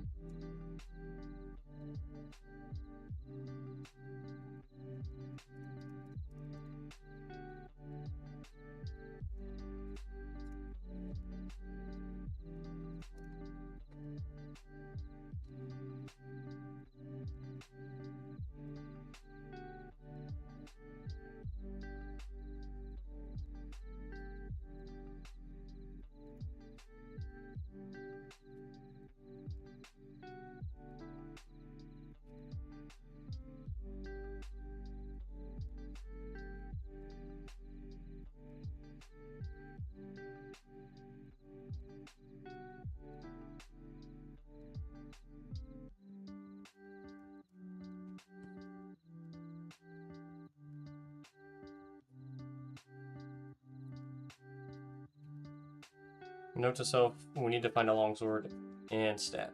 Or we're just going to play this Annie and add it back. All of these work.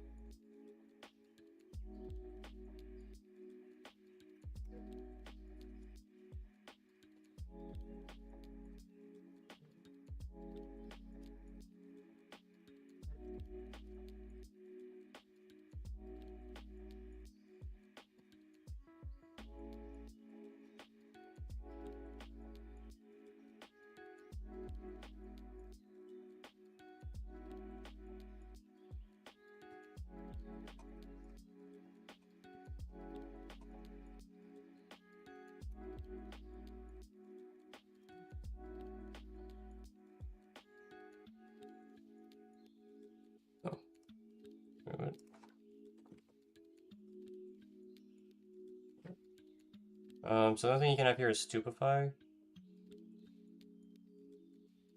I don't think this Kaisa matters. Alright, it definitely didn't matter.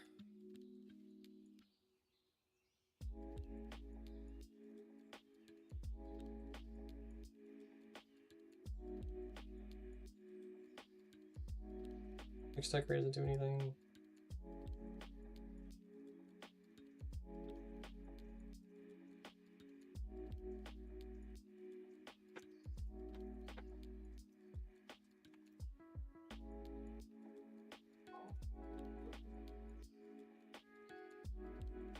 Yep.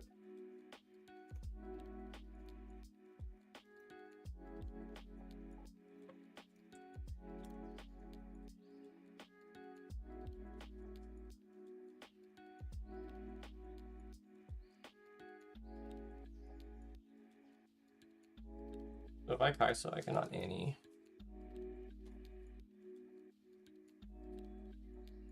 Can we just hold Kaisa for an accelerate next turn? Seems safe.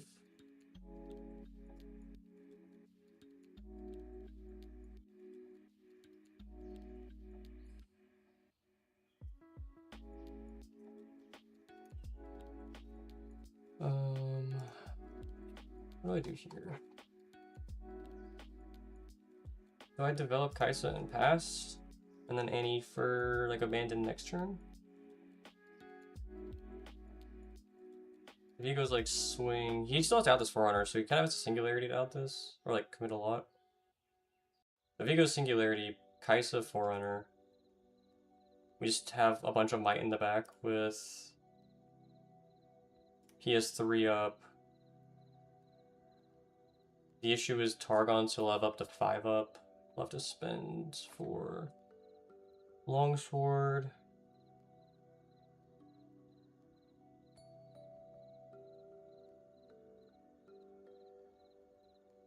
I think it is just safest to do this. I think. Pretty confident that this is correct.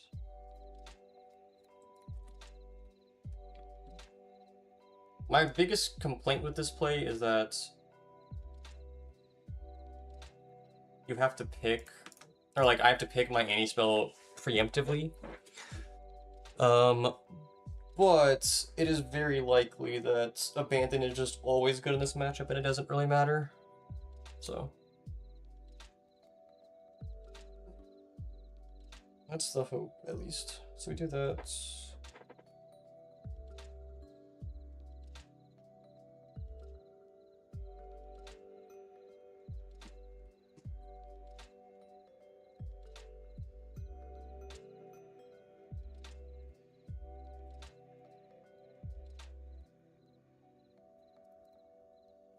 In hindsight, not using the flash on the Hextech Ray was really bad. Why did I not let that happen? Or why did I let that happen?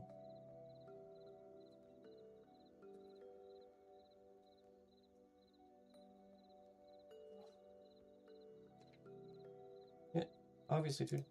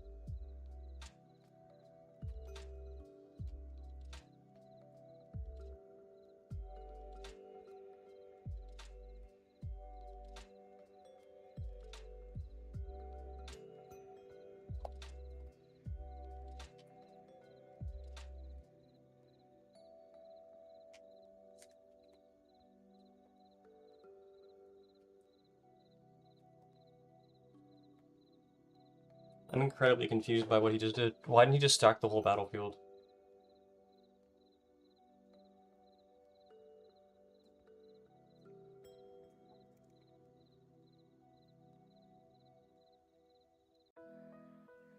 This is what, 12?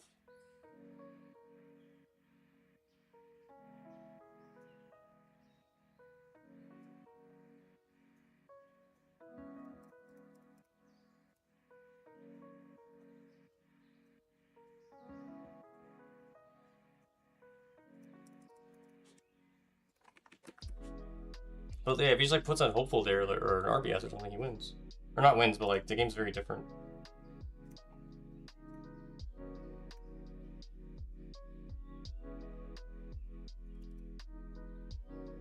Longsword was stuff coming up, which is ironic.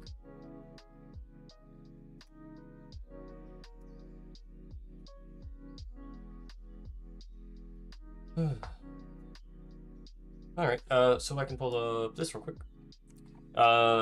This got posted today. The regional championship qualification FAQ. Do not know where it is. 2026. Not being held on overlapping weekends, so that's nice of them. If you qualify in North America or Europe, you can interchange those invites. So if you qualify twice in Europe, you can use one in each. But for China, you have to have a Chinese invite. You can use both. And it's in theory possible for someone to compete in all three. Cool. And there's no pass downs. I thought there was more than this. Alright, so I guess it's like a little bit of an update, but nothing significant. Do I have any notes on the Annie deck? No, Abandon makes so much more sense than Hard Bargain post set 3. That card just... You don't have to commit any extra into it, which is very nice. The Grim Apothecary is kind of neat in the Kaisa matchup, which I think is what he was referring to. Good against spell decks. Yeah, it makes sense.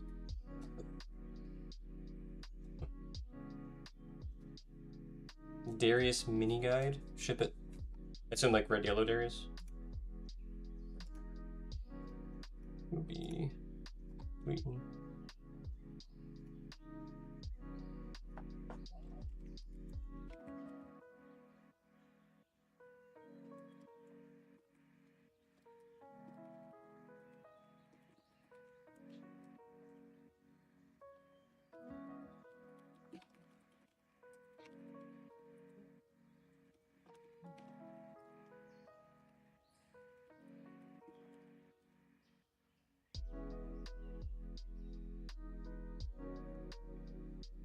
Posted in Darius chat.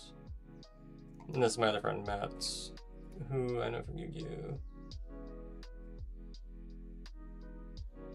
You are a complete moron. I want to win at Rift Panel. I got the deck for you. My kind of guide. 9 ways to score a point on turn 1 before your opponent can do anything with red seals. Only 7.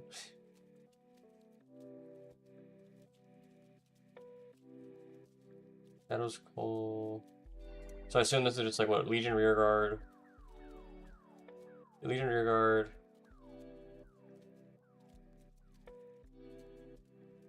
This. And then Red Pike. Oh, so this, I assume this deck chooses second.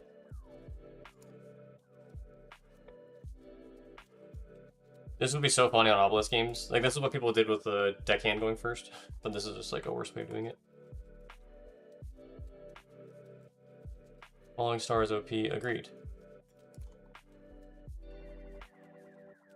Forerunner is very underrated when you're aggressive. People can afford to store across it. In this deck specifically, it makes sense. I guess that's how Annie is able to justify Forerunner, is like you're just applying too much pressure. Which makes sense. I'll keep playing this deck out, just trying to figure out what I like and don't like. I do like Seat of Power. I don't know, Prismatch is just very good. To no one's surprise at all. Maybe we're just supposed to play more flashes. That's could be the answer. Who knows? I'm gonna play more with this deck and try to figure it out. I think its Existential Dread card is way better than I initially thought. I just haven't been playing with it much.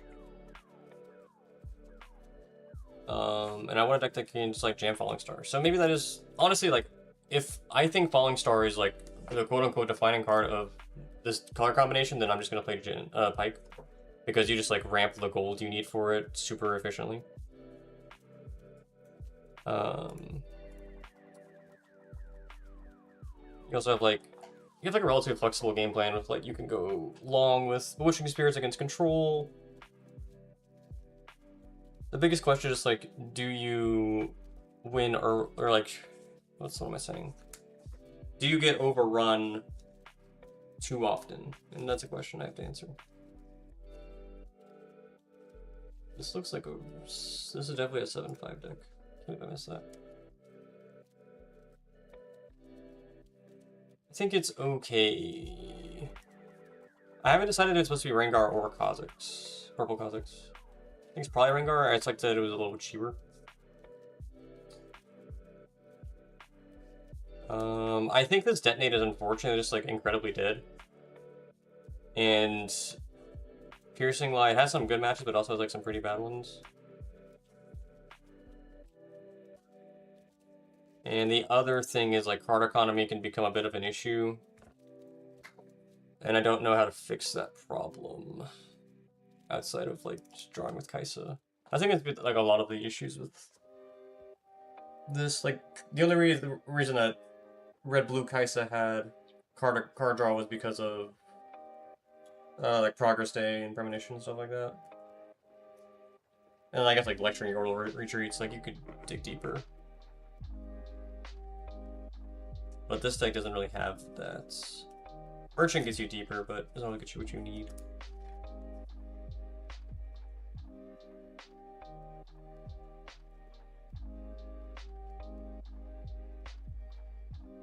The one selling point about Draven is I think Spinning Axe is pretty good. Like if it against like the Aurelia and the Yi, like just like might increases just seem very important. The draw one. Yeah, like it didn't go +1, but it cycled. So that was effectively card draw. Yeah, like that back when we played like the Void Seeker, like even that card wasn't like fantastic, but it cycled itself at a minimum. So now we like I think I like if Alan is like, let's just play Diana with like as a whole strategy with Purple Vex, and like surely Draven's just like better at that than Diana, right? Like I may be insane, but like it makes sense. Like what does blue provide to like a defensive strategy? Like Stupefy? Let me Alan ZQ.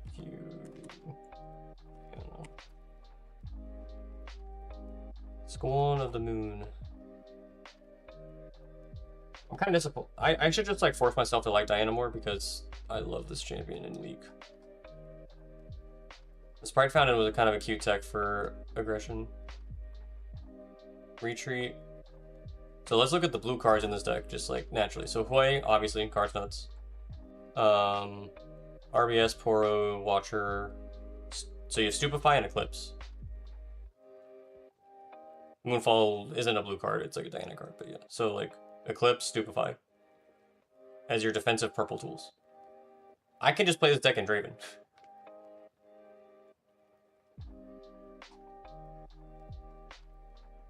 Right? Like I like this just makes sense to me.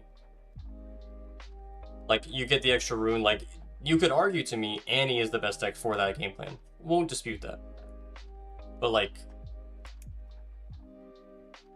we're telling me we can't just win. Like Existential Dread says win a combat, draw a card in that deck. Is it really that bad? Like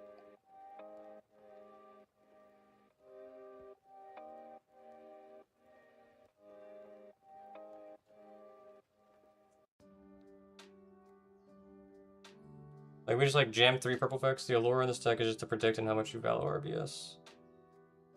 No. Like I'm not saying Diana's bad, but just like, why can't I just build this exact same shell in Raven? Because like Diana predicts, I just draw the card.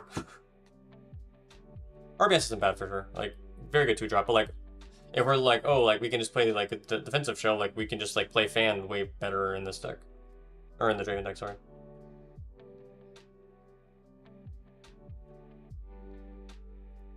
I think the shell is anything else is better. Yeah. I'm not gonna say Diana is like bad. Obviously, I think it's a very good deck. Okay, 14 players. It's my girlfriend. Where's she at? I don't want to start another match before. I feel like she's not left yet. We're gonna take a chance.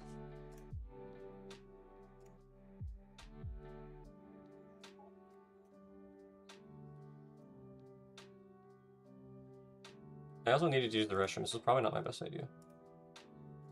This is what I get for jamming everything in. Whatever.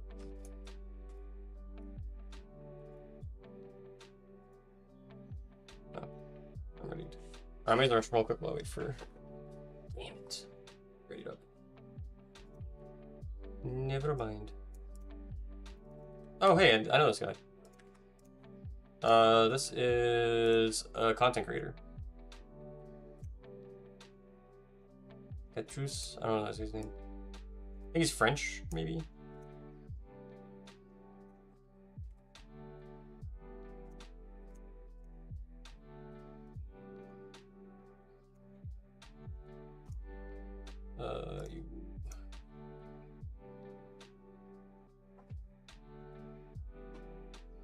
Which deck are you referring to, Matt? Mike?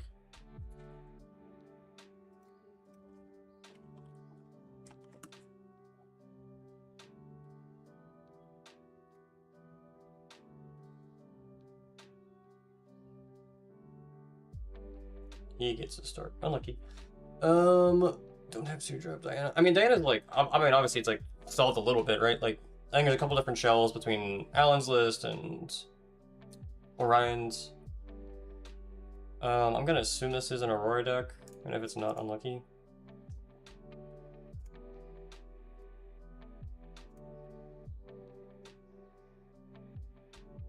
I'm really good at drawing stack deck plus Noxious Opal, huh?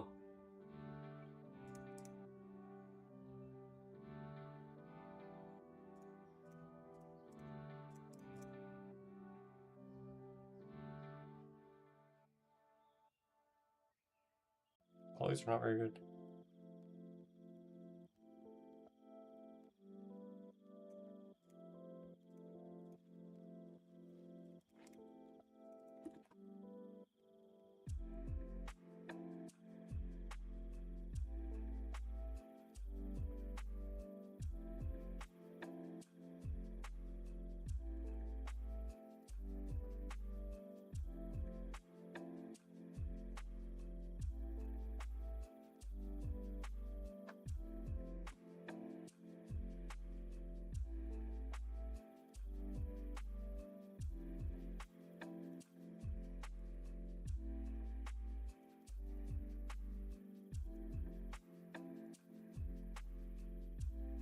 We both get a rune. Seems like bad for me. But it waits a turn, which is not that bad. Whatever. Many cards. Play Aurelia. Yeah, Aurelia is just like the correct answer, probably. Like, if you have any knowledge of like TCGs, would recommend Aurelia as the choice.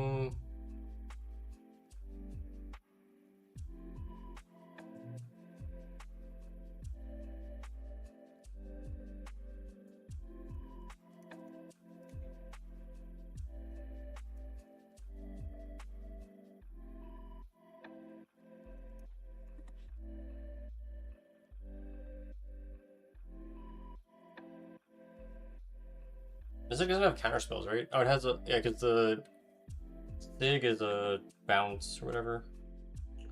Yeah, Aurelia is just broken though. I'll refine it to a better sense. Yeah, I don't love the gear. The nice thing about the gear is the channel, whatever it's called, the ability to restand runes, which is neat. But like, I don't know how often that legitimately wins you games. That's a rather inconvenient sabotage.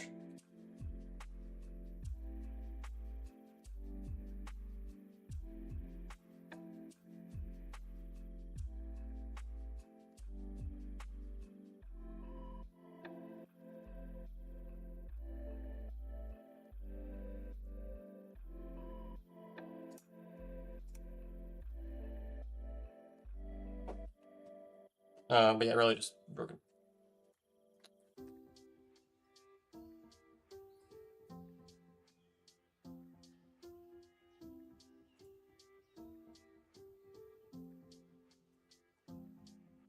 Rip, Starcrossed. Oh, he doesn't have... Interesting. Why would you double sabotage the turn that you don't have Aurora?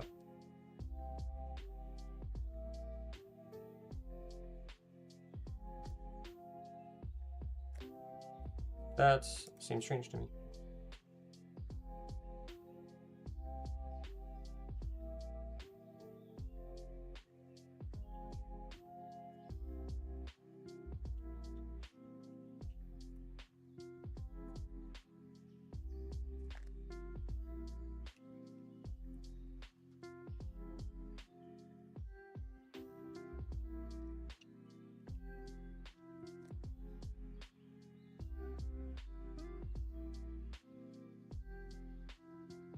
The Starcross on the bottom. How do we do this?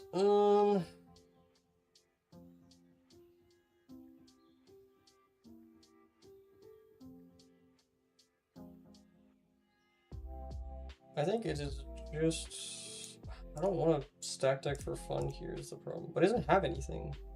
Do I just wait until I need answers? I'm gonna chill with this.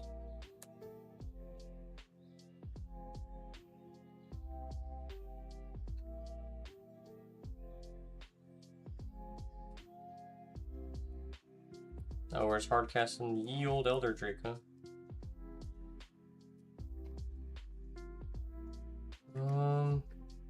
That makes sense in hindsight. Why do so many things? See, you get it. So if I Apothecary here, bounce Hopeful, and I play Kha'Zix to Paper Tree, then he cannot conquer over Poppy. When he swings in, I will kill her on Seat of Power. I will get my draw, and I will get to withdraw from Paper Tree this turn. This seems correct to me.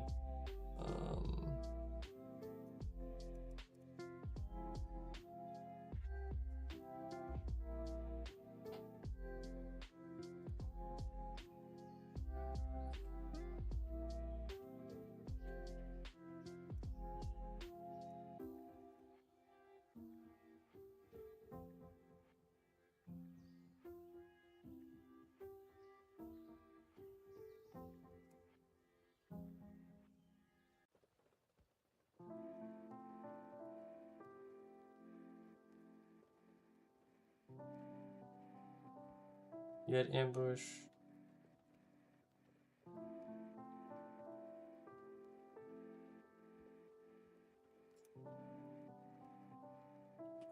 You can play two birds now.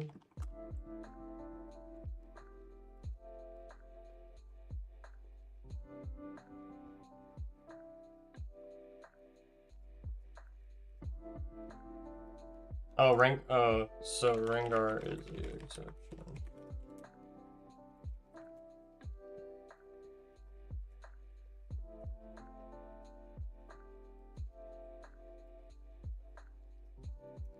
Red 2.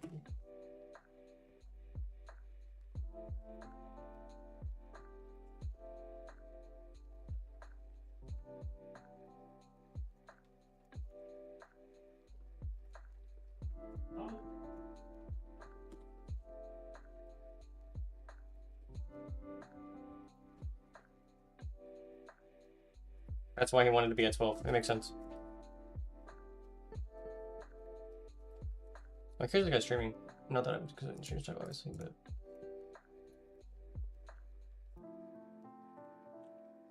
That's easy.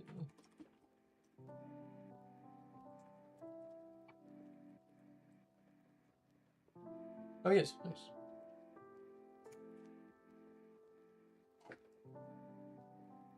And I was right, he is French. God. Autism memory is OP.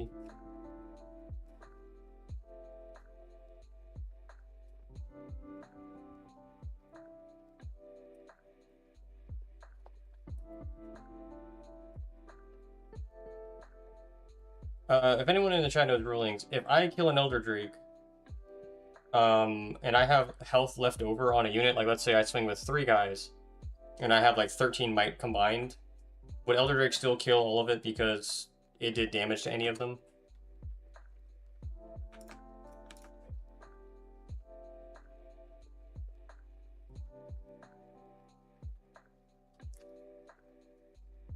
Did anyone know that one? I don't know when damage takes places slash cards on the field are no longer there. How that all works.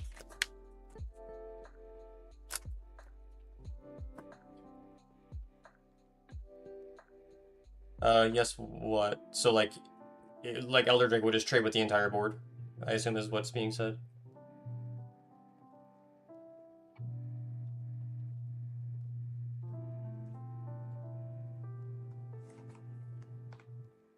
That would be my assumption, but I'm just clarifying for future occurrences.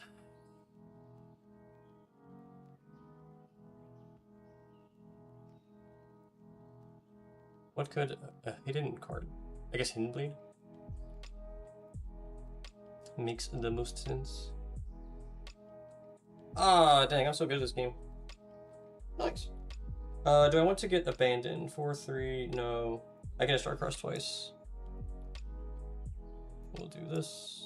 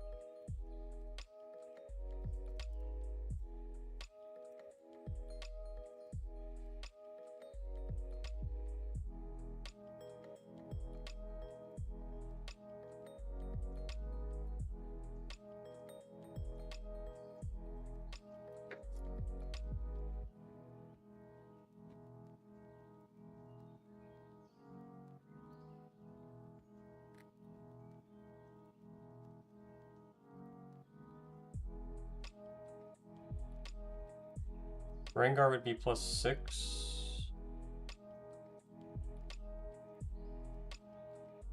Rengar's 6, yeah.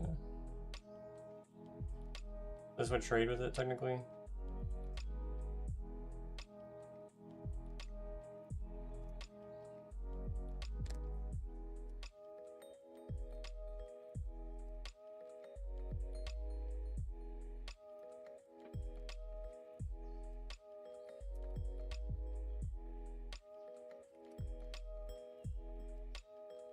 Neat. Okay.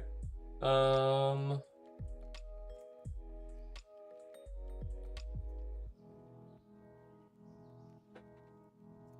need that. Forerunner, I guess it's not bad in this matchup. Wave seems pretty subpar. Gust seems unplayable. And Hopeful seems... I'm going second, I guess. Longsword seems pretty unimpactful.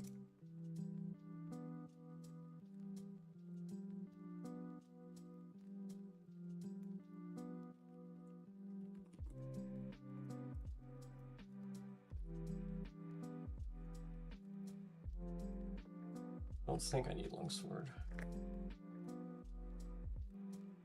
This flavor text on longsword is actually hilarious. I've never read it. I'm not sure if y'all have. It's a banger. Rengar and Aurora deck. I don't know. I'm just thinking of loose cons.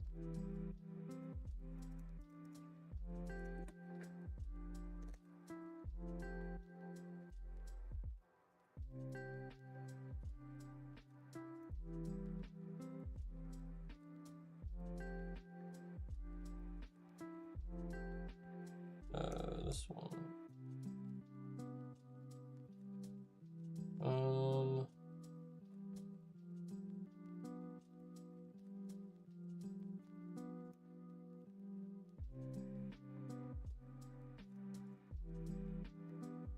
This seems correct.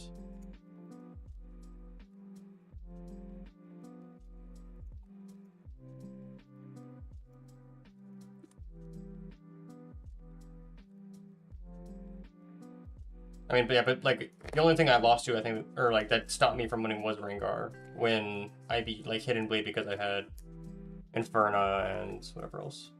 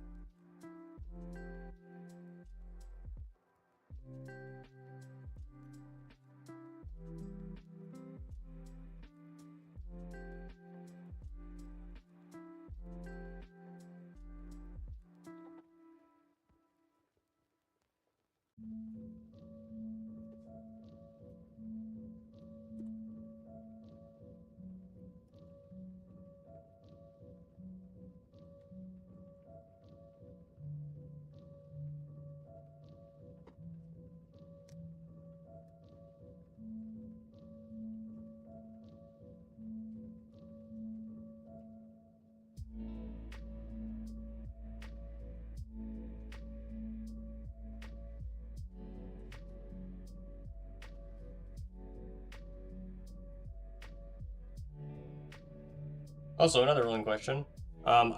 When do death knells trigger in combats?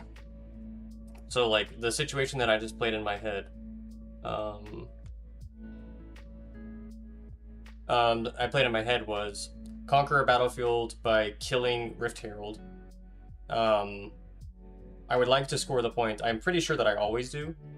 And then afterwards, I assume he will, like, Rift Herald summon, like, an Elder Drake. Can I bounce that same unit off of Star-Crossed?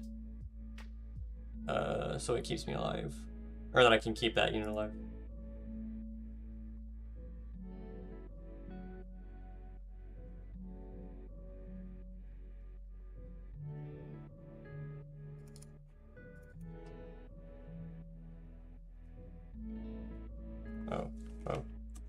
Look at top of deck, reveal cards.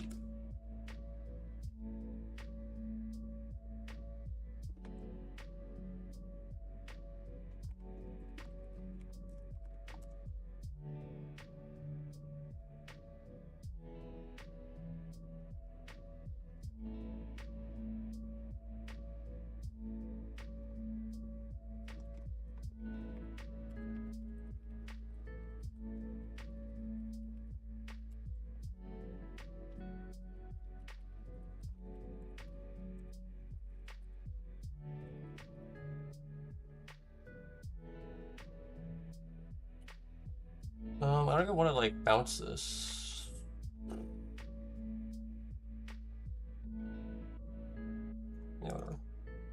He dies.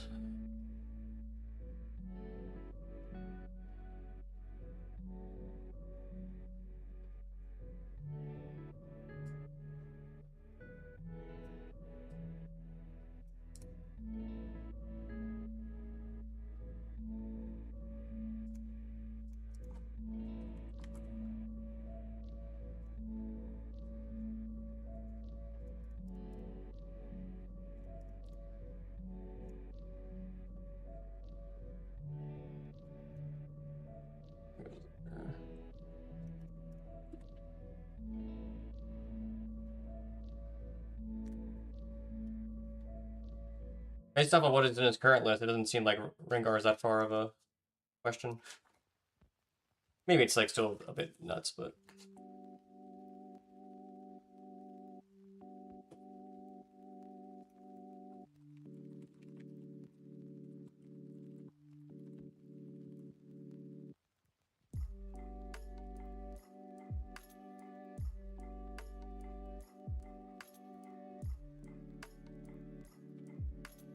ugh.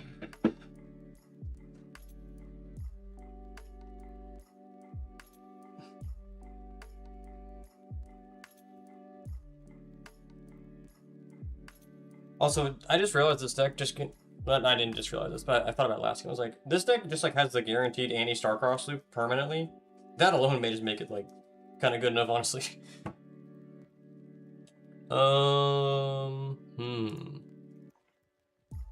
Do we flash? I think the answer is no.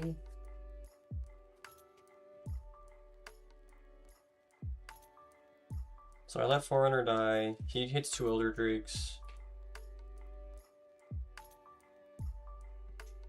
Sure. Oh.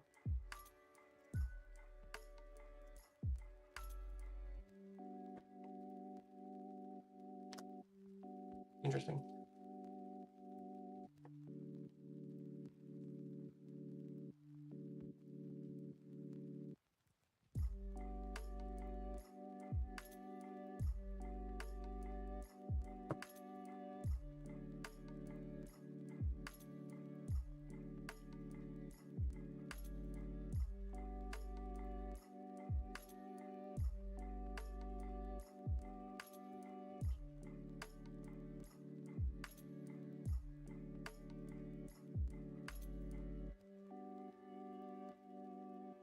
Honestly, I'm kind of happy with this. Like, I obviously he played Elder Drakes, but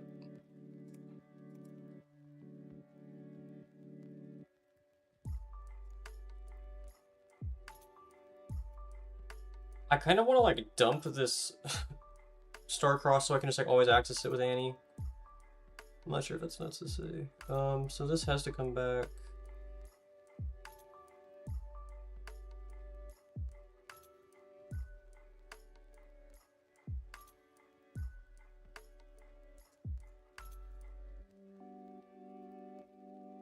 Now we're approaching my threshold, so I don't know if I can out. This is the problem. Especially after next turn.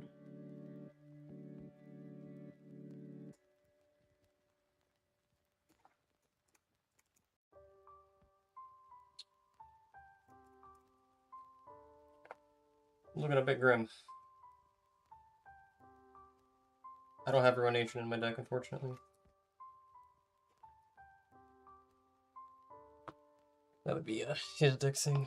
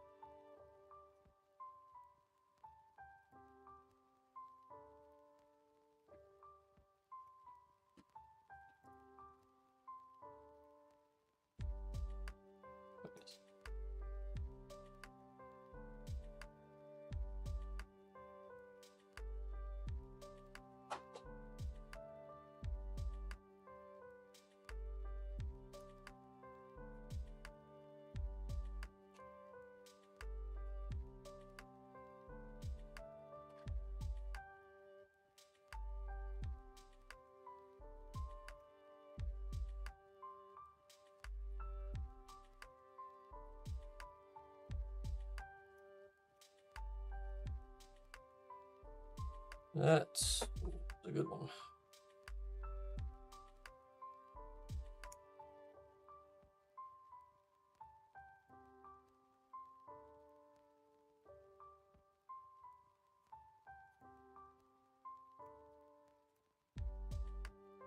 We tried.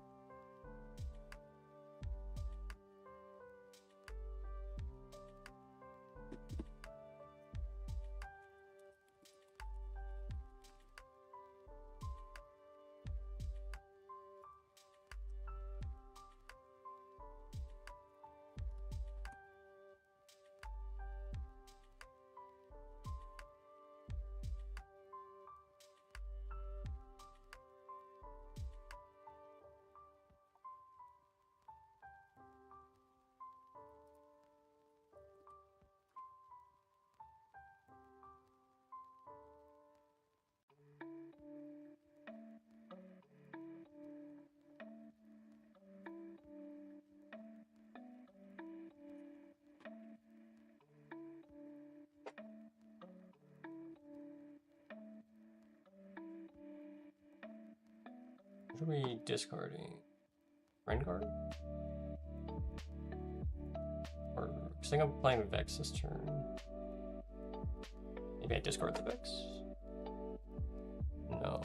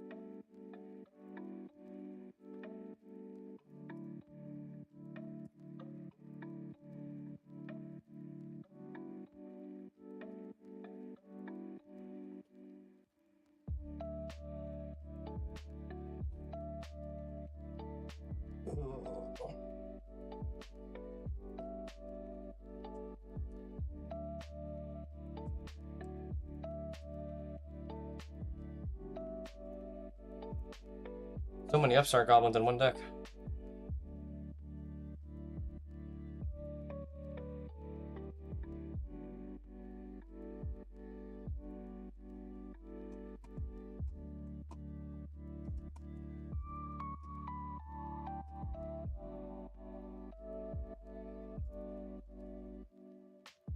Damn, he's gonna drop this Elder Drake next turn, isn't he? I would like to Kaisa. I want to spend runes on the extra draw. What else am I doing this turn? Otherwise, I'll be at 8 next turn.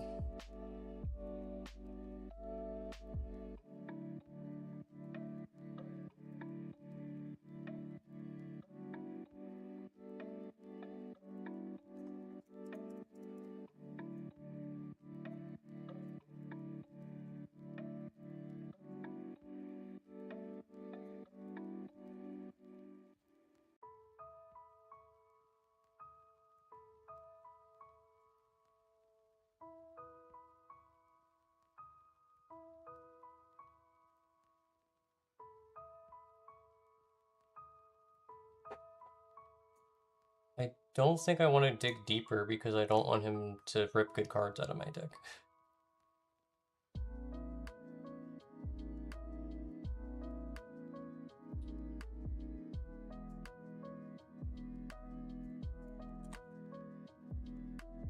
Maybe not to say, but that's my current idea. Maybe Merchant is fine, because if I just move it, I can still, like, play Starcrossed. Or I can't.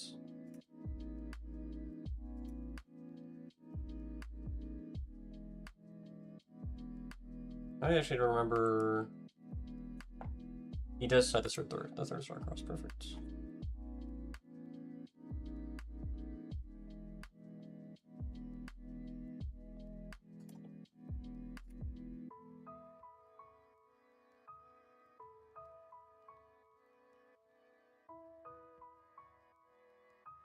Hitting the flash there seems questionable.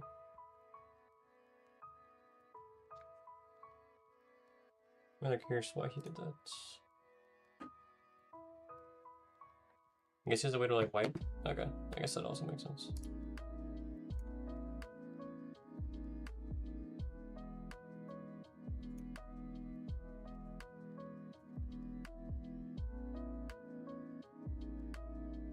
Hey, Poppy. Yeah.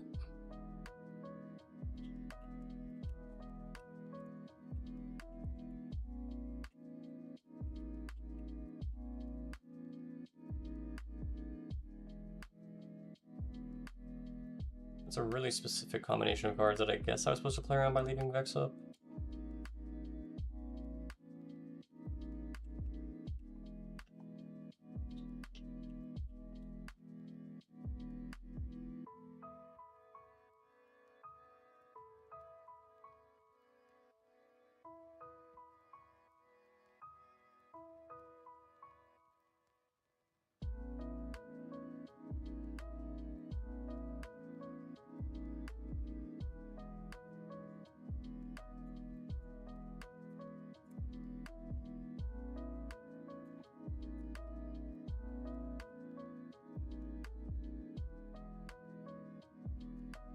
I love how my only spell in rotation is now fucking abandoned.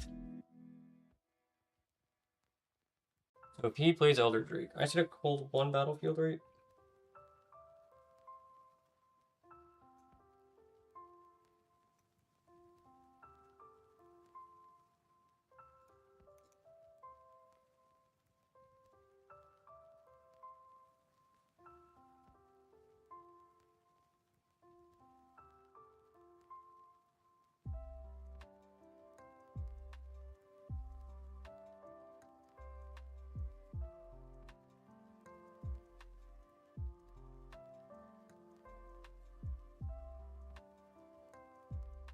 Oh my gosh. Oh my god.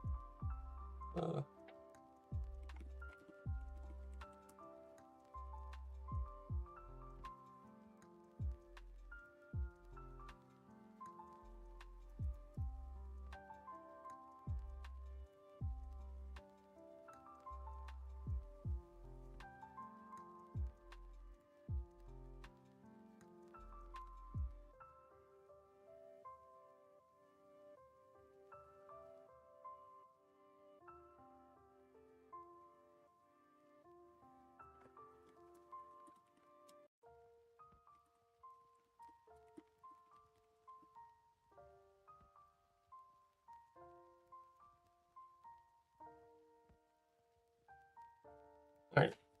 Good timing, I guess. My girlfriend's got over.